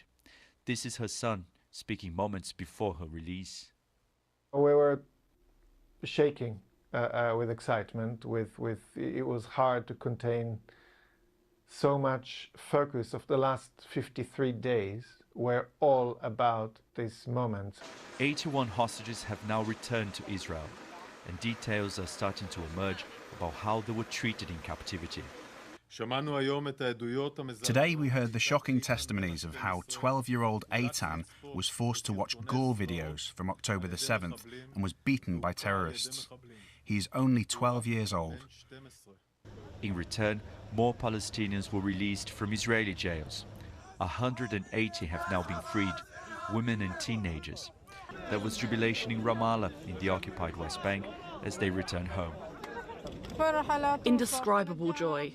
I feel like I have escaped from death by coming out of the interrogation cell after spending a month there. The prison was extremely harsh, and thank God that I was released from the prison. We left behind many prisoners, and I hope they will also be released. In Gaza, the pause in the fighting is a chance to assess the damage, but the humanitarian crisis continues. Aid agencies have warned of hunger and disease amid shortages of water, food and petrol. The ceasefire is holding, but people in Gaza wonder for how long the guns will stay silent. Hugo Bashega, BBC News, Jerusalem. And Hugo joins me now from Jerusalem with the latest from there. Hugo, welcome to you. Let's pick up on that point you ended your report with. How long will the guns stay silent? We're entering the 6th day now of this ceasefire, with hopes all around the world that it will be extended. What's your thoughts about the process going forward and what the Israeli government is saying and the negotiators from Qatar? Negotiations continue for an extension, another extension to this ceasefire truce between Israel and Hamas. So we heard from Israeli government spokesperson saying that the authorities here are hopeful that another extension could happen, and Hamas has indicated that they are open to that. So intelligence officials from Egypt, Israel and the US are in Qatar, which has been been mediating those talks. Yesterday they had meetings to discuss the possible terms of this extension, and I think more talks will be happening today. And it will be interesting to see the terms of this new possible deal, because one of the possibilities is that we could be seeing the first group of men or military personnel being released, people who've been held hostage now for more than 50 days. And it will be interesting to see whether Hamas will have any kind of extra demand to release those Israeli officers. Now, today, we are expecting 10 more Israeli hostages to be released. And again, for every Israeli hostage, we should see 3 Palestinian prisoners, women and teenagers, being released from Israeli jails. So obviously, those negotiations continue, but that the hope, not only here but also in Gaza, is that this truce could be extended, and we could see an extension of this ceasefire in Gaza. Just briefly, Hugo, what's the reaction there to this tweet from President Biden in which he said that allowing the conflict to continue would give Hamas what it wants? I think obviously the context to this is that the Israeli Prime Minister has been saying that the war against Hamas is not over, and that the Israeli offensive is going to continue once this temporary ceasefire is over. I think there may be some pressure on the Israeli Prime Minister now with the ceasefire, because we're seeing now those images of those families being reunited. So I think some of those families will be putting pressure on the government to try to negotiate an extended truce with Hamas. But at the same time, some people here believe that an extended pause in hostilities will give Hamas time to regroup and to reinforce its positions inside Gaza. So there is, of course, a section of the Israeli military and the Israeli government saying that the Israeli army needs to continue with its offensive in Gaza. And President Biden, American officials have been saying that even if the Israeli offensive goes ahead, a lot of attention needs to be focused on the humanitarian situation of the Palestinians living in Gaza. We've seen that in the last few days because of this pause in hostilities. A lot of aid has been delivered to Palestinians in Gaza, much needed aid, and we're also hearing warnings from UN officials, from aid organizations, saying that it's not enough, that the humanitarian crisis continues and the situation could get worse if the situation doesn't change on the ground.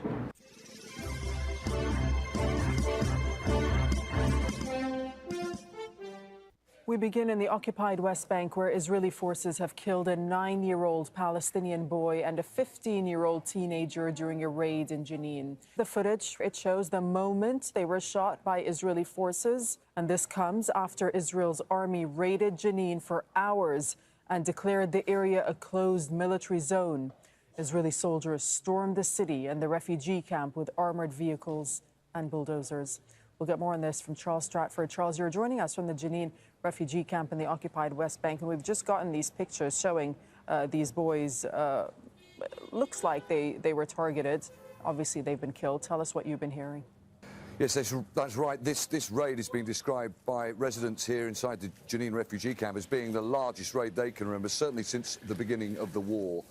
And yes, some truly horrific video footage has appeared of the shooting of these 2 young boys. The Palestinian Authority is saying that it was an 8-year-old that was shot in the back. According to people that we've spoken to, he was playing football at the time as the Israeli forces were withdrawing. That's after a raid that lasted around 17 hours. And seemingly defenseless, as you see there, shot in the back, being dragged under a car or behind a car by one of his friends, all evidence would suggest. And also, yes, a 15-year-old boy also killed during this raid. That's according to the PA. And as I say, this is being described as one of the largest Israeli military raids, the largest military raid since the beginning of the war. Residents are describing there being hundreds of soldiers that not only came into the camp, but something that they hadn't seen since the beginning of the war, soldiers walking around the town as well. As you rightly say, it was described as a closed military zone for hours. We spoke to the owner of the house that was destroyed during this raid. It seems like the Israeli forces were targeting specific leaders of the armed resistance groups that operate inside Jenin. Now, the owner of this house, and as I say, the house is completely destroyed. He says that he was hiding in his house with his family and then became aware that there may have been Palestinian fighters in the house they're hiding also.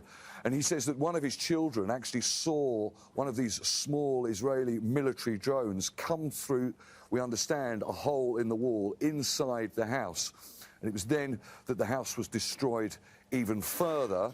And once the Israelis had left, they uncovered, certainly according to the owner of the house, they uncovered one body of a Palestinian fighter under the rubble. But most interestingly as well, and there's film footage, certainly photographic footage of this, one of these bodies was put inside the scoop of one of the Israeli armoured bulldozers and taken away. Now, subsequent to this, literally in the last hour or so, the Israeli military have put a statement out. They described this as a joint operation between the IDF, that's the Israeli Defense Forces, what we call the Israeli Army, Shin Bet, which is their intelligence service, and special forces. And they say that they, in that operation, killed two, what they describe as high-ranking, in their words, terrorists, including the commander of the camp, a man called Mohammed Zubaydi. Now, Mohammed Zubaydi, as you can imagine, was very well known here and was very well respected amongst the armed resistance groups. But the Israelis are accusing him of being involved in various different attacks, shooting attacks in recent months, and being behind possibly the supply of vehicles. It's unclear in this statement, but it implies possibly vehicles even used during the attacks that we saw on October the 7th. But as I say, that is unclear. Right. They go on to say that there were confiscations of various weapons, explosive devices, and a lathe, the Israeli army say, was being used to make weapons. And they say that since the war began on October the 7th, this is the Israeli army, they're saying that 2,000 wanted persons have been arrested across Judea and Samaria, which is what Israel calls the occupied West Bank. Well, bear in mind, according to the Palestinian Prisoner Association, that number needs to be a lot higher. They're saying that 3,300 have been arrested. So a huge disparity in numbers there, but as I say, the Israelis saying that it's 2,000 wanted persons that they have arrested since the beginning of the war.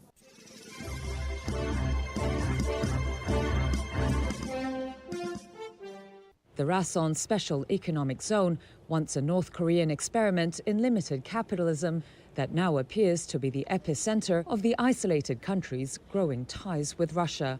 That's according to regional experts who say it includes possible shipments of arms for the war in Ukraine.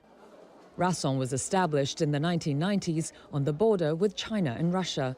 It was a dream destination for many North Koreans, with its booming markets selling imported goods. There were many electric bikes imported from China that couldn't be seen in other areas, and motorbikes and cars. Then things like Czech draft beer started to come in as well. So Rason was a paradise until around 2017, when economic sanctions started to bite. That's Lee Chan-wo, a North Korea economy expert at Taikyo University in Japan. He says border closures during the pandemic also choked off the town of about 200,000 people. But in recent months, ships have been spotted docking at Rason's port for the first time since 2018. US and South Korean officials say they include Russian vessels linked to the country's military logistics system. Officials from Seoul have told reporters that an estimated 2,000 containers suspected of carrying artillery shells have been sent from Rason's port, though the Kremlin has denied such shipments. Satellite images also suggest a spike in trade over the past year via the rail line to Russia, seen here opening in 2011. Chung Song-hak, a senior researcher at the Korea Institute for Security Strategy, said possible new cargo depots popped up in May. This area was where trains weren't identified at all for a while, but especially after Russian Defense Minister Sergei Shoigu visited Pyongyang for North Korea's July 27th Victory Day, more train carriages have been spotted. Moscow and Pyongyang have been forging tighter ties in the face of what they see as a hostile US-led Western camp. North Korean leader Kim Jong-un met with Russia's Vladimir Putin in September in eastern Russia, Kim's first known overseas trip since 2019. China, with its larger economy and deeper history with North Korea, may seem the more obvious candidate to drive a recovery in Rason. But experts say the country's deepening cooperation with Russia may make a more immediate impact now that the two sides are becoming closer against the backdrop of the war in Ukraine.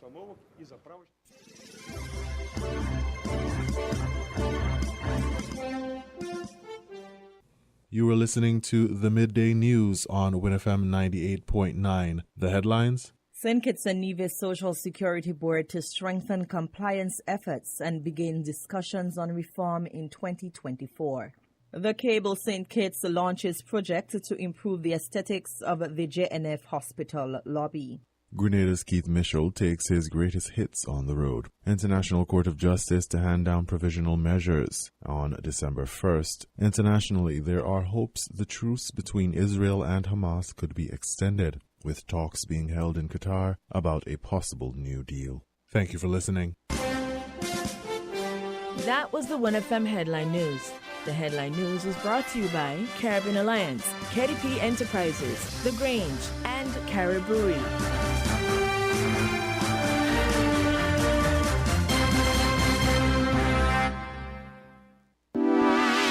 Shipping your cargo shouldn't be a hassle. It can be as easy as a single call to Amerijet International, your worldwide cargo transportation solution.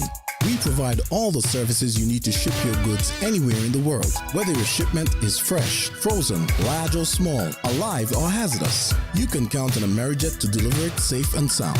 Amerijet International, by land, sea or air, we get it there. For more information, visit us online at www.amerijet.com or call us at KDP Enterprises at 466-9595. When it comes to the important things in life, your health, your education, your choice of a life partner, and of course your insurance provider, only the best will do. Caribbean Alliance Insurance is the only insurance company in the Eastern Caribbean with an A excellent rating. We have a robust 3-tier reinsurance strategy that protects our policyholders from multiple catastrophes, even if they occur in quick succession. We spread our risks over 18 territories, ensuring minimal impact to individual territories when a disaster strikes. We provide an excellent claims experience. Claim settlement is usually between 24 to 48 hours. Our A excellent rating means that you are more secure with us. Contact us for motor, property, marine, public liability, employer's liability, and other policies. Delisle Walwyn, people you can trust. Local agent for Caribbean Alliance Insurance. Tomorrow secured. Did you know that the Grange Healthcare Facility is the first purpose-built, non-governmental healthcare organization on St. Kitts? It's situated at Otley's, 7 miles east of Basseterre in beautifully landscaped surroundings. The Grange has a team of highly trained professionals and provides care that's rated as being comparable with UK and North American standards. The Grange offers varied accommodations to suit your individual needs, and our all-inclusive packages make the cost of care per hour the most competitive on the island. Services include convalescent care for all ages, daycare facilities for older adults, rehabilitation services, and training and continuing education for healthcare providers. For more information, call 466-5525 or 465-8020. Fax 466-8221 or email thegrangehealth@gmail.com or visit our website at www.grangehealthcarefacility.com. With over a century of perfection behind the Mackeson name, a smooth blend with perfect balance and richness, it's no wonder Mackeson Triple Stout has a legacy of perfection. Enjoy the world over. Introducing our new look with the same great taste. Mackeson. All hail the king. Please drink responsibly.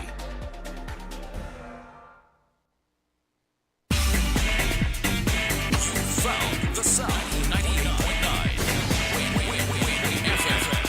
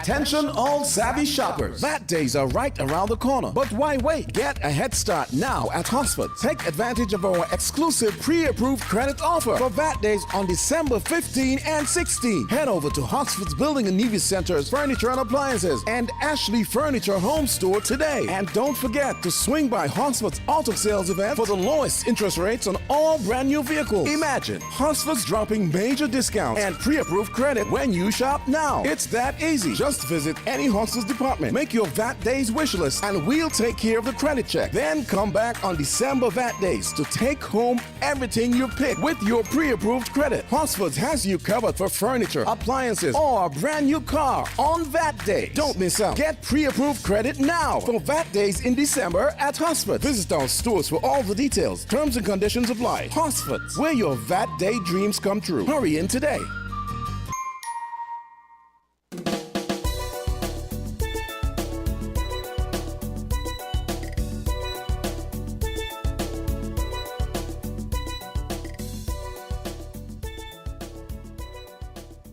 To our viewers and listeners, welcome back to Voices, and I'm told we have a call online as we speak. Good day, caller live on Voices. The king, I'm back, but sorry to call you so soon, but I want to clear the air on a matter, an issue that has been permeating in our society the whole world over. Myself, as a kid growing up, I enjoyed karate movies. Have you? Of course. Yes.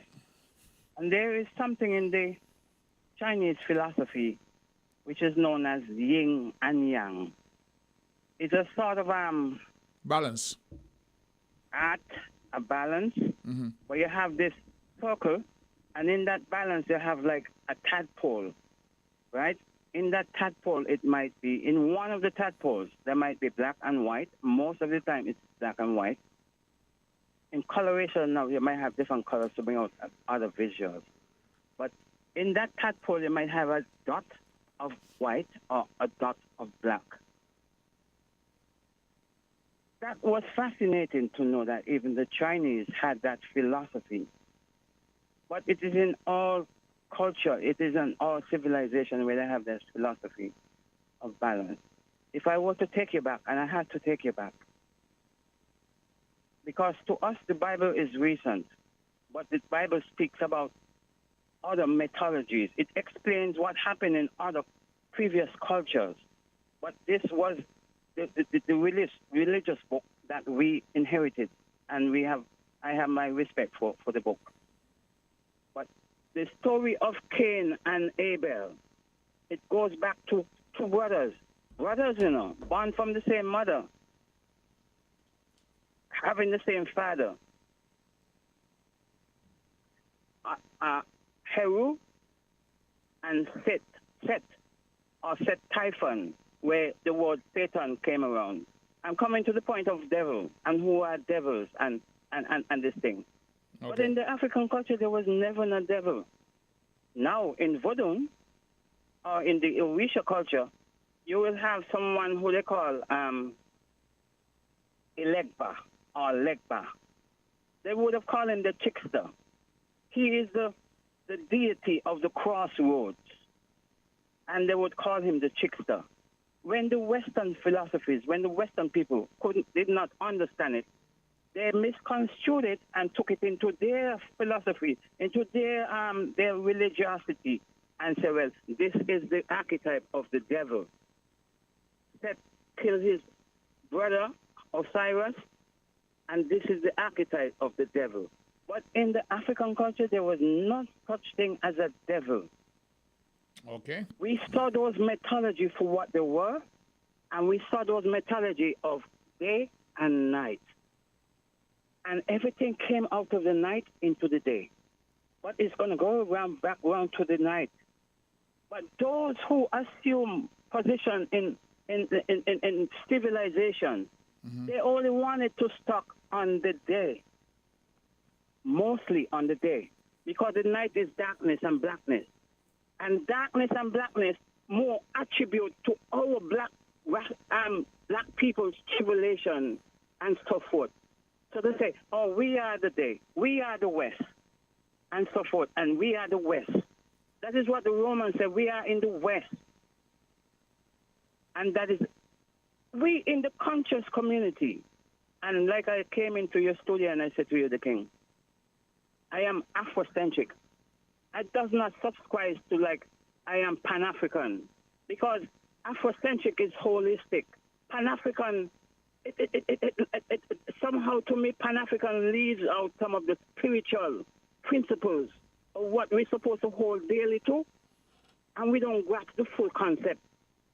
And as a result of it, we cannot build on that Pan-African as opposed to the Afrocentric, which is all-inclusive, including in what I'm explaining to you.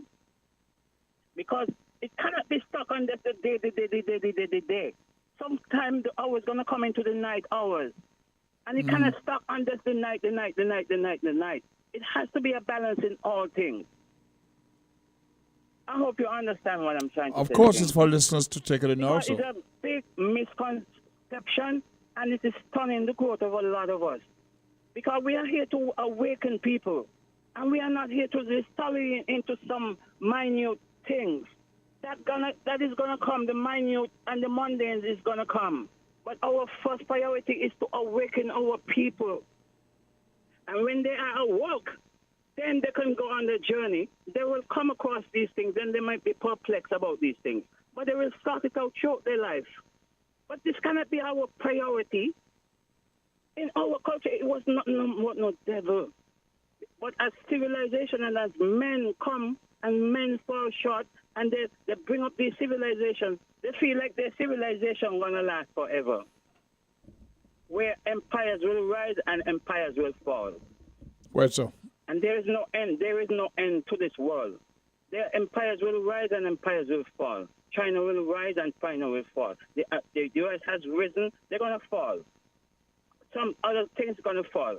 And a lot of it going to be down to your karma. What you put out is what you're going to receive because of the karma. The karma is going to come back to you. Got you. So let us concentrate on not peddling this foolishness about devil, and some are devils and so. If that was the case, all people has the ability to be a devil in all culture and in all pigmentation, and not just one set of people. But we are here to put it straight so that we will know that night will come and day will also come, as opposed to the system now that feel like it's going to always be there. And when we set it right, there wouldn't be no devil system, because we will understand that there's a balance, there's the yin and the yang. Today, now it's day, it's going to come night soon, a couple hours from now. Thanks for listening. You're very welcome. And the same balance that you refer to, there's always be good versus evil, day versus night, light versus darkness. It's the it's the balance of life that you're referring to. Let me take this moment in time to say, we have a caller there? Okay. Caller, you're live on Voices. Good afternoon, Socrates. Good afternoon, sir. How about thou? I'm fine, man. Beautiful. What's up? In the first half of your show, here a couple of men, Rafila and others, talking about garbage and nastiness. Nastiness is a big thing on here. Mm-hmm. And let me show you, Socrates. You ask a question. You ask somebody to call in why no bins in the circus. Yes. Mr. Widdowson, Morris Widdowson. He is who had bins in the circus. But because the nastiness and the abuse of the public joining feces in these bins, I was the man used to remove these bins, put them out at mornings and remove them that is after correct. 5 when it closed. That is correct. And I could tell you, Socrates, bins should be in the circus, but he must police like how Mr. Widdowson and Mr. King. Good afternoon, Mr. King. I hope you're hearing me. A great guy. They say, are you white? They say, you are Mr. Widdowson white, but you better than some black people, especially some of them who take over this country. God bless you, Morris Widdowson and Mr. King, the former manager for a lot of years in TDC. Sacra, Michael King. Let me show you something. I hear man especially talk about the nastiness. And he should be ashamed because right at the bench them in the circus, the nastiness and I think we may have lost the call. Are you still there? them. Mm-hmm. They don't say nothing. But anyway, me minutes gone. Socrates, I'll see you. All right, sir. And thank you for the job you do around Bastia. It's very important. Okay, we may have lost. Okay. I was about to send out congratulations to Jazzy D for the award that she was given. Says Jazzy D awarded for contributions to Carnival, hailed as a national treasure. Indeed, she is. I see her as one of the custodians of our music. Even more so because of the content that she plays. You can never find people like Jazzy D playing anything negative that has that the basing connotations for women especially. And I have to support her and applaud her for that. On a previous program, we spoke about the content in some of the songs that some of our writers are putting up there that encourages certain behavior in our young people or women in their display and the conduct during the band spirit, etc., etc. And my point is, if the DJs don't play them, they don't get oxygen. I am happy to say that Jazzy D is one of the persons who I respect in the way she presents the material, the history, her shows, etc. I thank her for her contribution, and I hail her as one of the custodians of our national cultural development. I think we lost a caller during that speed. If the person have a chance to get back on the program, that would be appreciated. And there's another article I want to read, but let's see if this caller can get back on. So once again, Jazzy D, congratulations. The same goes to Sandra D. Byron. Okay, let's take this caller. Caller 11 Voices. Hey, good afternoon. Sister Henry, good afternoon. How are you? Present. I'm marking my name present. It's a wonderful thing to be present. Oh, yes. Thank you, Chukai, for the salutation. Yes, definitely. I know you were listening. Yes, and, I know that you were listening. yeah, man, I doze off, you know. Yeah, yeah. I got in the creep up. Yeah, it happens to me often. So I dozed off. I wake up early. I've been up all night. Eh? I've been up most of the night recording. Oh, that's good. Well, you got to check in the morning, because sometimes you could sleep with your eyes open, You know that, right? We know how to do it, yes. Mm-hmm. You're forcing yourself to stay up. Yep.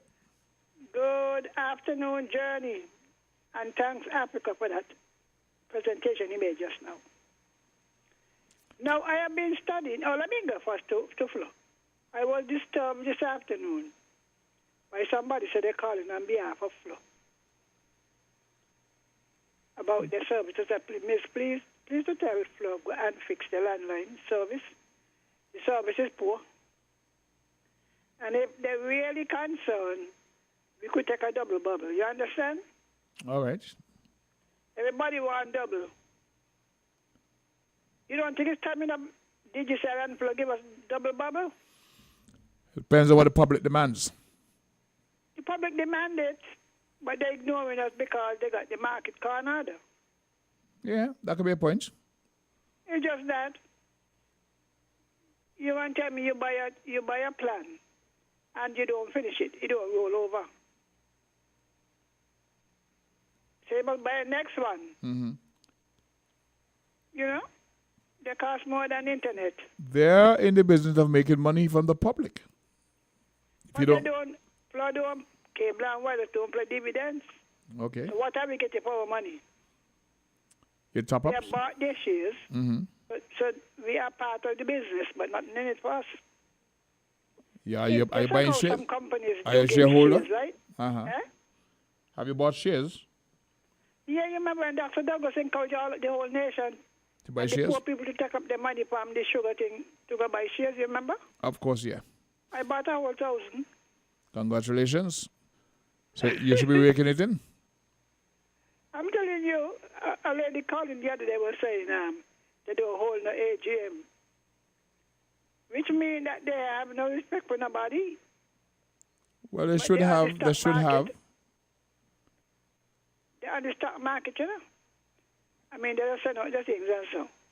But if you can't give dividends, at least give the nation. Because they tell me she bought over 4,000 or 5. What's it 44? I don't know if it's 100,000. But she bought. And nobody, they're not trading because nobody buying them. Because everybody who bought them lost. We bought them at $4, at 5. Mm-hmm. And in less than no time, they don't. Depreciated? They at 4. Okay. Now let me get to this Israel thing war. Nobody wins a war. When each side is determined to take out the other, there's not going to be any end to it. I have people sitting in this hole, you know. Oh, I on Israel side, I on Hamas side. Well, none was that none, you know. Our sense of justice will be challenged, or injustice will be challenged. But me, I'm looking at my history, how it impacts me. I have empathy for persons, but I'm not jumping on anybody's bandwagon at the moment. No, that is what I'm going to say. Because if you all have war, and you embed yourself between the people, you sacrificing them, you know. Some people don't want to hear so. Hamas is sacrificing the people, knowing that their counterpart and they deadly alike. They know Israel, not them. Now, when you go, you embed yourself between the people, which is a war tactic. You have actually sacrificed all the people. If you want to fight, come out and fight. You went into the country, which means you could fight Israel inside of Israel. You know, this sacrificing of people, both of them had the same temperament. And I said to myself, why black people has get into them kind of thing? How did Palestinian people get there? You hear Judah, they're the same biblical places. They were there, maybe some said they left black and come back white. Well, a lot of us in St. Kitts have white grandchildren because our people who went to England married to white people. You know that, right? Of course. So when the children come, they're going to share. I mean, sometimes you got to be logical. I had an uncle married to a white one. I have had other relatives who have married to white Intermarried, and yes. have children. Mm-hmm. They have equal share like the black child. I have a nephew in the U.S. who's married to a Caucasian, have some beautiful children, and accepted by the Are family. you going to deny the children their relationship to you? Of course not. They're my nieces and nephews. That's what I'm trying to tell you. So sometimes the arguments we hold are weak. Now let me get to the same sacrificing our people. Now the same thing happened in Africa, you know. When you go and you arm young people, you're about the child soldiers. Yes. I mean, they turn children into murderers. And I was listening to a video last night about the diamond trade, right? The blood diamonds? And, yes, in Africa, Mm-hmm. they talk about how, the different countries, European countries, are the companies that are going to Exploit. to exploit and whatever. Exploit. This is more than exploit. This is taking. This is more than exploit. But it happens under the watch of the UN. Exploit is if you get in the share, you know. It happens under the eyes and the watch of the UN. Not only the UN, but the leaders of the country. So it's not as I black think and white sometimes as we it's a little more overlook complex as that. Yes, but it's a little more complex as that. That's what I'm saying. So when we put in all the blame on the UN, we got to be honest. I said under the eyes of the UN and the hypocrisy. But under the eyes of the UN, over the back of the black people.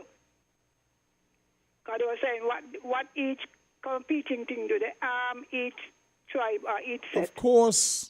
And create civil war. It happened here in Now, St. you want Kitts. to tell me, listen to me.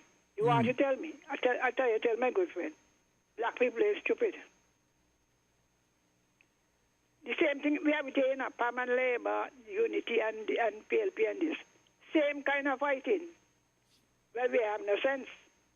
If you're going to allow me to arm you and you arm me and then put us to fight for something that we can't get a full share of, what kind of sense is that? And then you liquidating your own people all across Africa. You have refugees, people with their own agenda. Let's bring it home. Let me hear your weight on this here, okay? The French offered their enslaved Africans their freedom if they vanquished their enemies. And so the French put the black soldiers to the forefront of the battle. The English did the very same thing. So you had black French enslaved Africans fighting black enslaved English Africans for their freedom. Yeah, the thing continue, I tell you. It continues. So it is time that black people sit down, stop and think before you act. But you have a sense of allegiance. You had a sense of allegiance to the French and to the British. So you were killing black people for the French and vice versa because they promised you freedom. So the same African race were killing each other because you had a sense of allegiance to the English. You were English soldier or you were a French soldier and you were promised by your captors, if you vanquish your enemies, you get your freedom. So they both put black people to kill each other. They were fighting for their own self-right. Yes. Their own self-interest. But they never thought, okay, let's not do this. Let's get together because we are killing each other. It's still happening today. But that's what I'm telling you. So sometimes when I hear this thing about, and they do us, and nothing wrong with it. Something wrong with us. A lot wrong with us because we refuse to think. Look, only because some of us are in arms. They will do the same thing here. I love my party, and my party alone must run this country. You know what I mean? And then you look at their condition. Look at the economic condition. Mm-hmm. When you ain't stop and say, well, wait, what are we getting out of this? Or we say, well, if they over there got the goal, we want I don't mean goal. If they over there got it better than us, then the only way to get it is to kill them, not to reason and rationalize. And we perpetuate the same thing about them and us. I don't agree with them and us, and I say at this stage in life, it began with them and us, eh? There's no question about it. But I am saying in 2023, our people are supposed to have enough experience and understanding of what is for us. Now, they're not ignorant anymore. Well, some of them still so. But a lot of, maybe all the African countries have universities, have schools, and everybody don't go to Europe to learn. But the tribal thing is what killing us. You have tribes all around the world.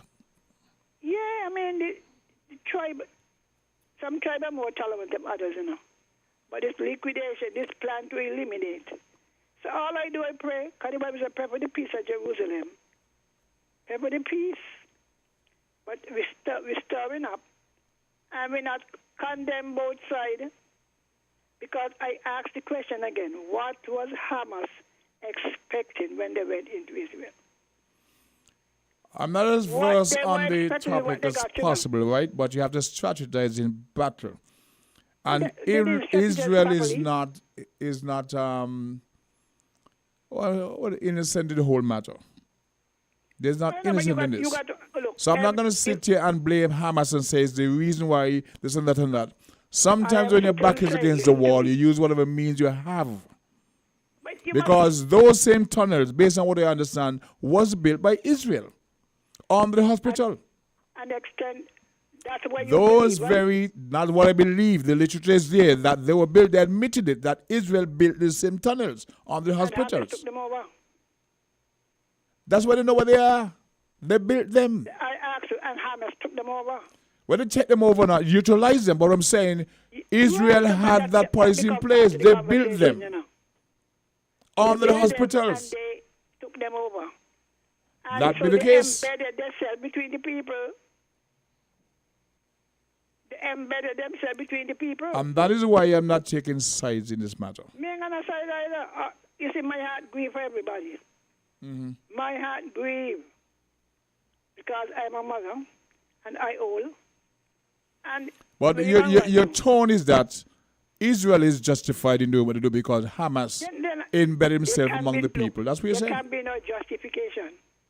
There can be no judge. There's equal condemnation. When you say what do the they Hamas expect, you're saying, well, Israel is justified because they embedded themselves amongst the people. Wait, And the so point, you- the so point you was can- made, you all know. right, wait. You can have a come surgical and shut down strike. in my yard, and You you can go have a into surgical my neighbor strike. house. You have special units that can go in and get them up, but you're dropping bombs. You're dropping bombs. And with the Let me ask you a hostage there, question. huh? Go ahead. That is wrong, but the point is that why have even the people? Why you allow them to embed between you? It's like somebody throwing stone and the man push you in front of him. But then look at your oppressor. Look at your oppressor. You identify with those who offer you salvation, who are fighting with you. And you get them sucker because your oppressor has From been. the point where both of them proclaim that they intend to eliminate each other. I have no part in that kind of conflict. No part.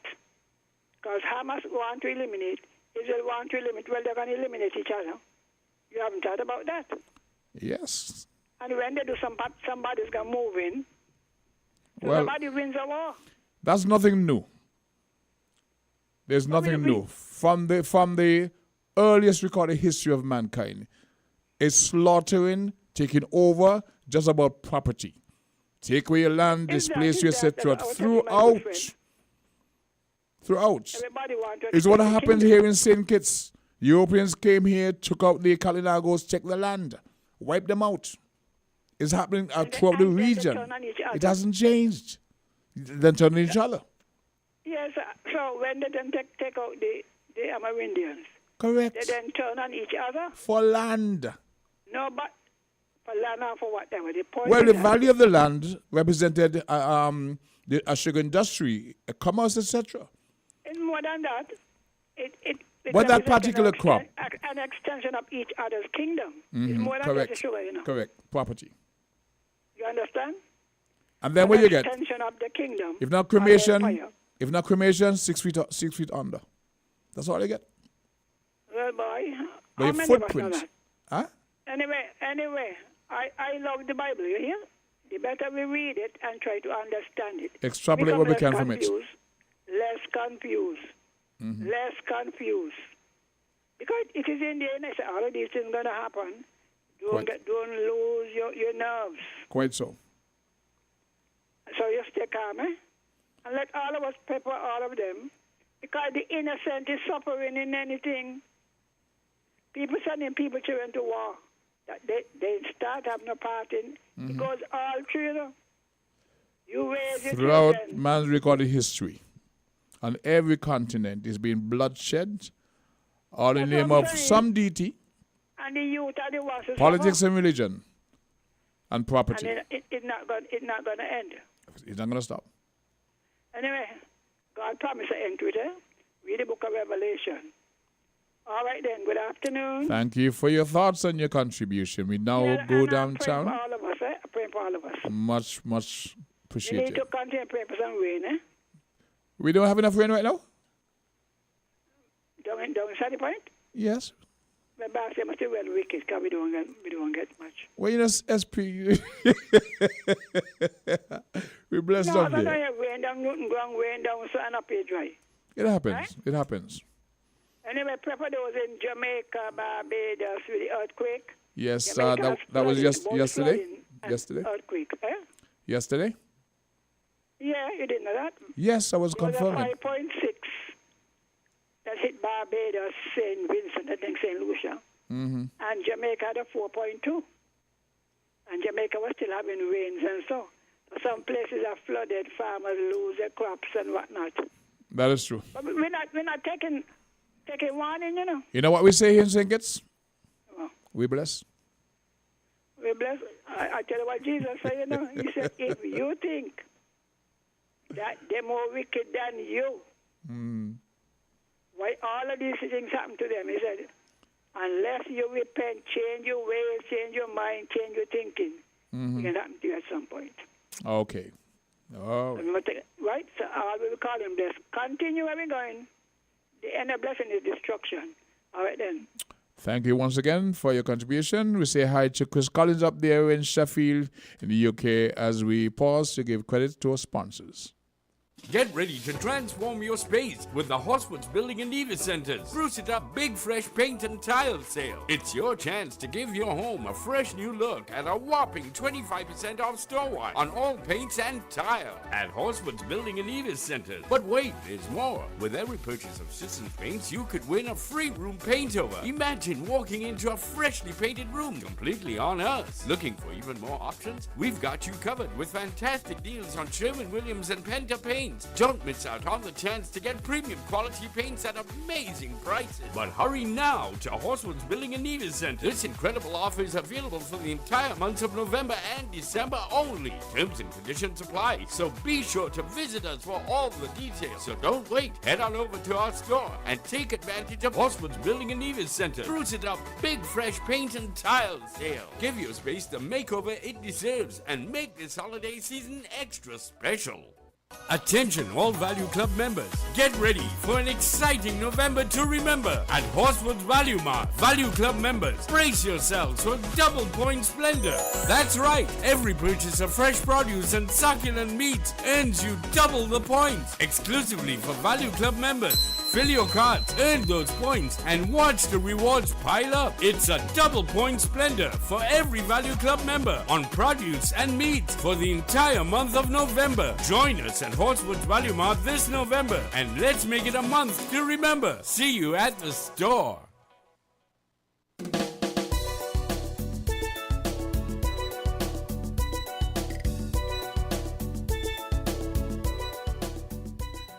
Good day and welcome back to Voices. And we go straight to the phone lines. Good afternoon, caller. You're live on Voices. Good day, caller. You're live on Voices. Hey, the King. Good afternoon. How about thou? Yes, good afternoon. I'm good. Right.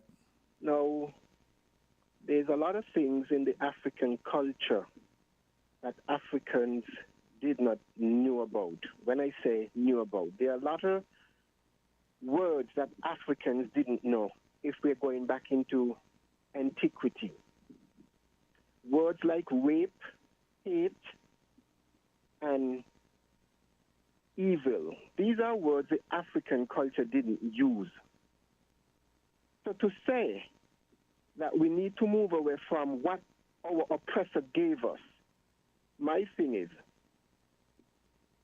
we were defeated by a people. They oppressed us, they enslaved us, they took everything away from us, and they gave us fear. Let me interrupt you here. Let me ask a question. Are you saying that there was no rape at all in any kind of African society, in a culture? None at all? Well, the King... Before interacting with the Europeans? Take into account, right? Mm-hmm. Africans knew that they were on earth to nurture. You said there was no rape, there was no hatred, this and that. And I'm trying to get that from you. The King. Uh-huh. The King, allow me to make my point, please. I'm talking about a specific time and space. When Africans knew who they were, it was about love, unity, and harmony. And human nature. Right. But bearing in mind that the elders then brought up the offspring into what they knew. There was no hate, there was love as a collective. And that is why Africans did rule by love and unity. Now, yes, hate did seep in, but the point I'm making is that we were defeated, and by who we were defeated by, they gave us fear.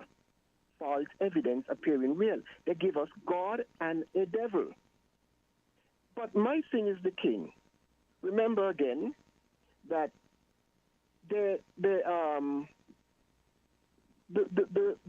what the Europeans translated into their language of English, they give us a God and a devil. Now, if you got to look at everything that is written in the book, it would only appear, well, to not appear.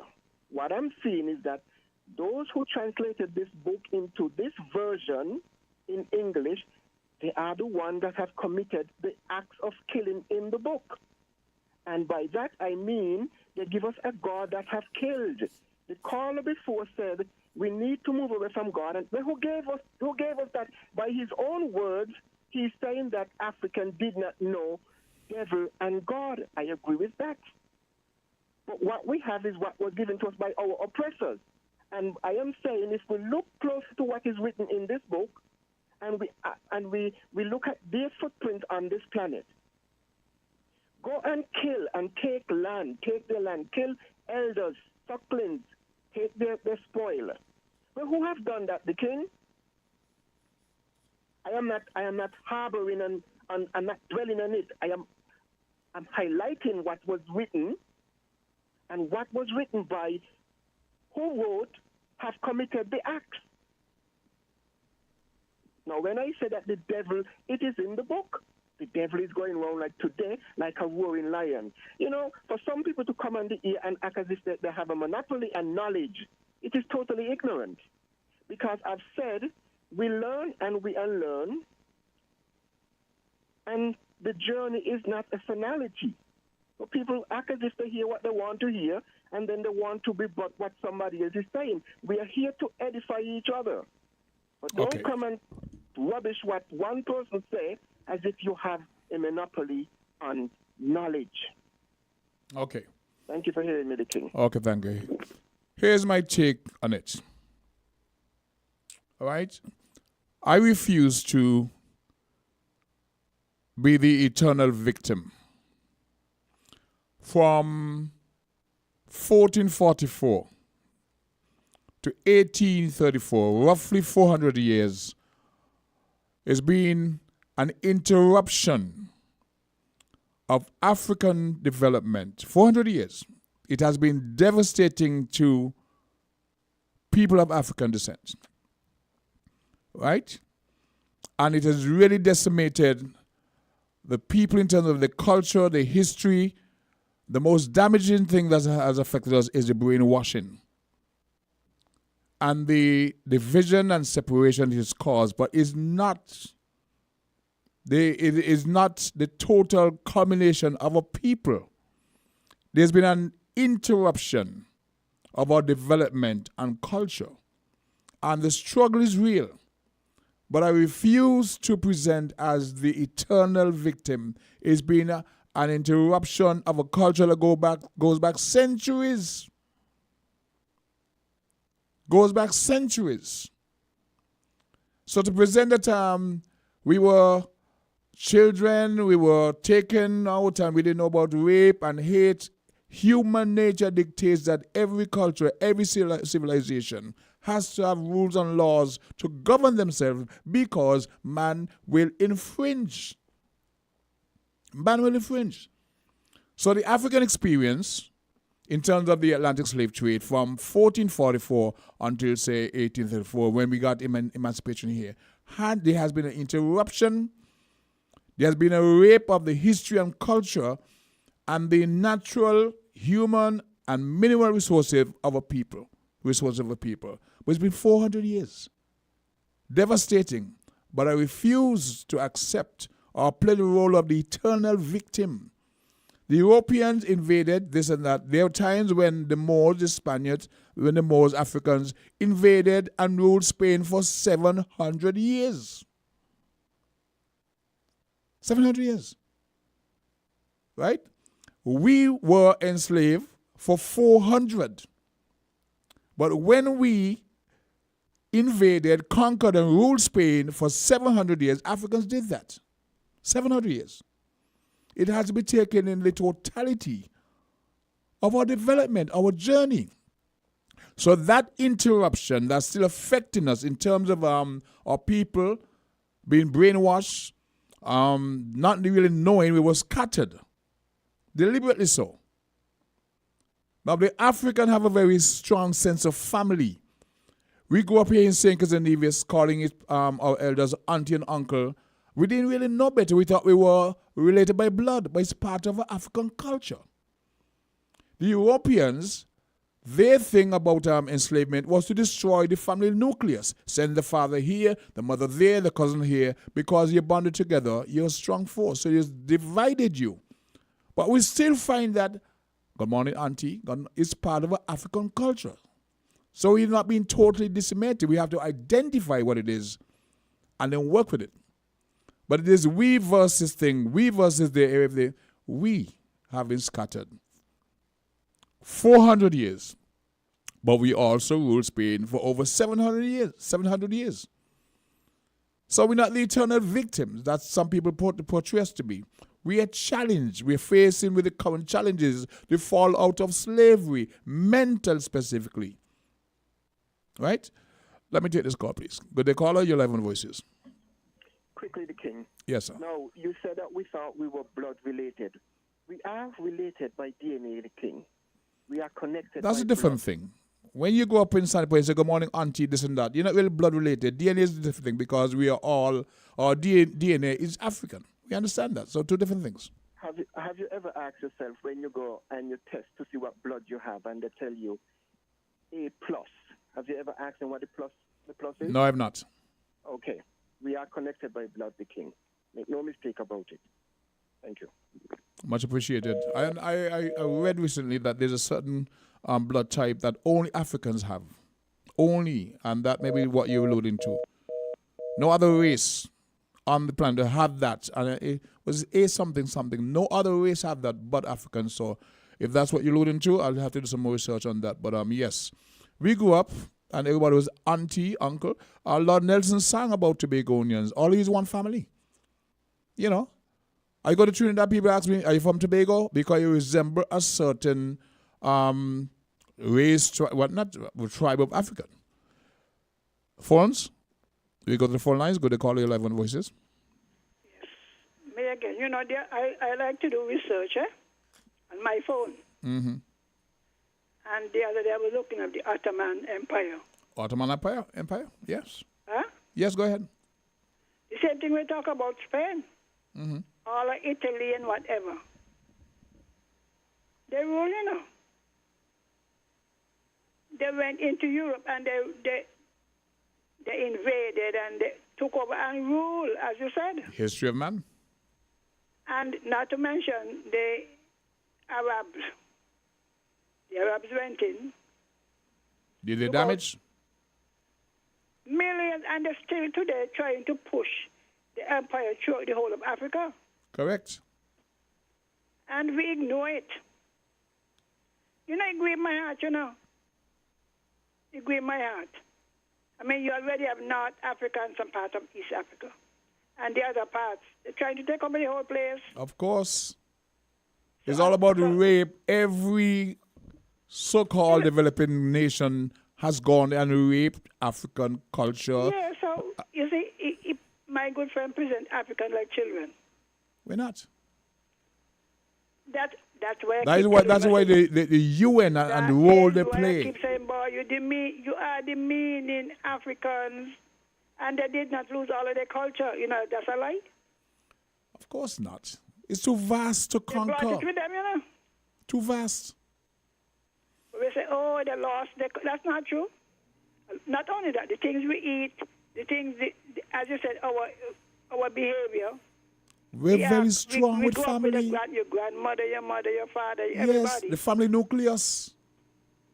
And they tell you, that is your family. I grew up with people saying, you see, Miss Mary is your family. Yes. And big people calling children cousins and family. Yes. Well, here's what. We are now assimilating into their cultures because here in St. Kitts and Nevis, throughout the region, we leave our children with their grandparents. Mm-hmm. In their culture, they put their children in a nursery, put their parents in a nursing home, and there's no connection. So you lose that, right? And we're now doing it. But I keep blaming. I say, you know, a lot of these housing projects help to break up the family like that, you know. If I'm married, restore, they send you up Shadwell. So next thing you know, nobody for you is living near you. Mm-hmm. Well, then you go to visit. You were still to go visit because my siblings would go to Sadler's to visit family over there.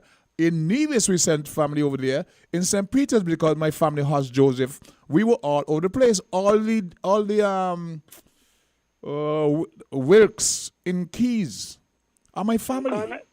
You got to watch the real One of my aunt married a Mr. Wilkes from Nevis over there, and so. One married a Jeffers in St. Peter's, and so. But they're all my aunts. But you sound like in my family. Because the Jeffers and the Jeffers, the Wilkes, yes. The my Hodge and this. grandmother was a Jeffers. There you go. All of Lulu and all of those Jeffers there. My grandfather was a Freeman. You know, and the list goes on. Correct. So we did not lose our culture. We lose some. There's been an interruption. What is in your head? Eh? An Remember interruption. This, away from the plantation owners. They practice their culture. There's been an interruption and a reap of our development. But there has also been a revival too. Mm-hmm. You don't think there's been a revival? And the challenge is because we're scattered to the four corners of the wind. We're scattered. And we are labeled. You're Trini, you're Barbadian, you're Jamaican, you're Kitchen, this and that. And we form this national identity and we say we're not Africans. Well, you're not Chinese. You see, maybe I think the mistake we make is to just give one label. You're African Trinidadian. But even in Africa, it got to be said like that. There's so many nationalities and tribes. But your pigmentation, your DNA say you are of a specific race. And even though you intermarry, you are basically, nobody going to be different, you know.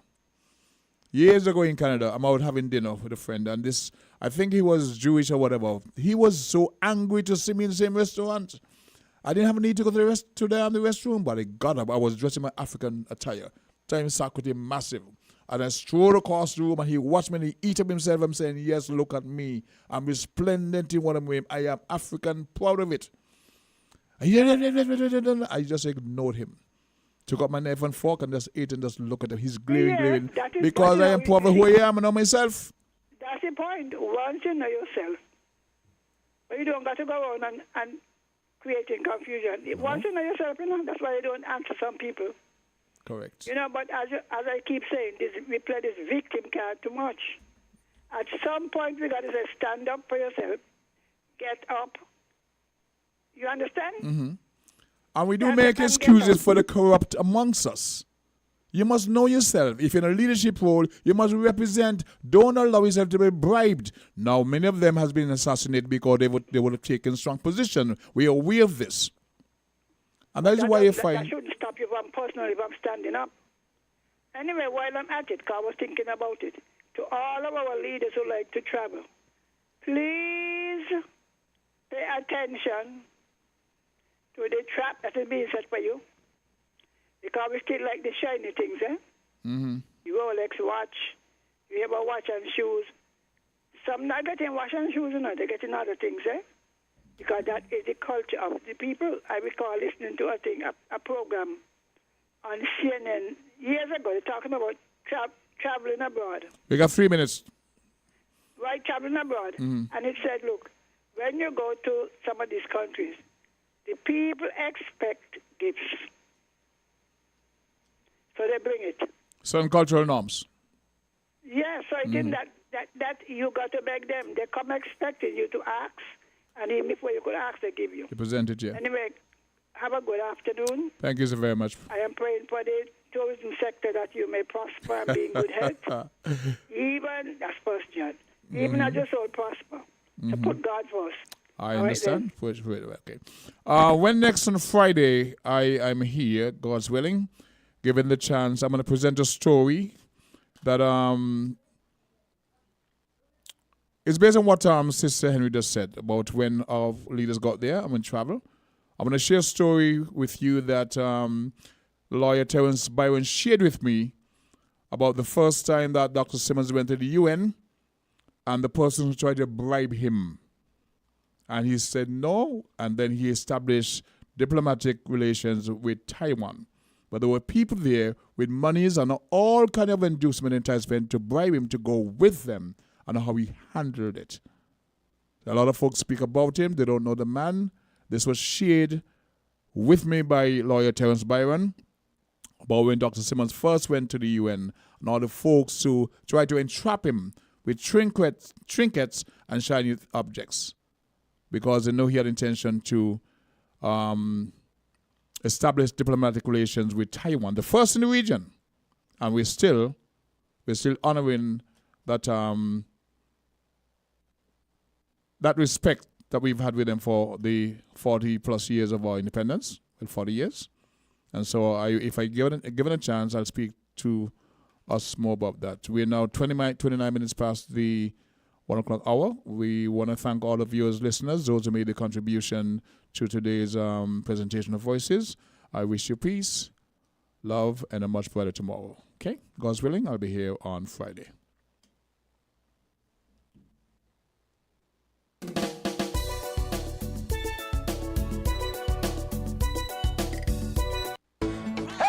Here's your Hotspot's Value Mart idea specials, running November 16 to November 29. The more you shop, the more you save. In November, get the double points on meats and produce. Now, our Value Club Blue Tag specials. IG and Essential Everyday Peanut Butter, $8.99. Essential Everyday Grated Parmesan Cheese, $11.99. Essential Everyday Fries, $13.99. Essential Everyday Frozen Vegetables, $5.99. Hot Pockets, $12.99. Essential Everyday Freezer Bags, $8.99. And now, our very low weekly value deals. The Cracked Barbecue Sauce, $7.49. Essential Everyday Ketchup, $4.99. IG and Essential Everyday Chocolate Tuna, $3.49. Libya's Vienna Sausage, $2.75. Irish Spring Bar Soap,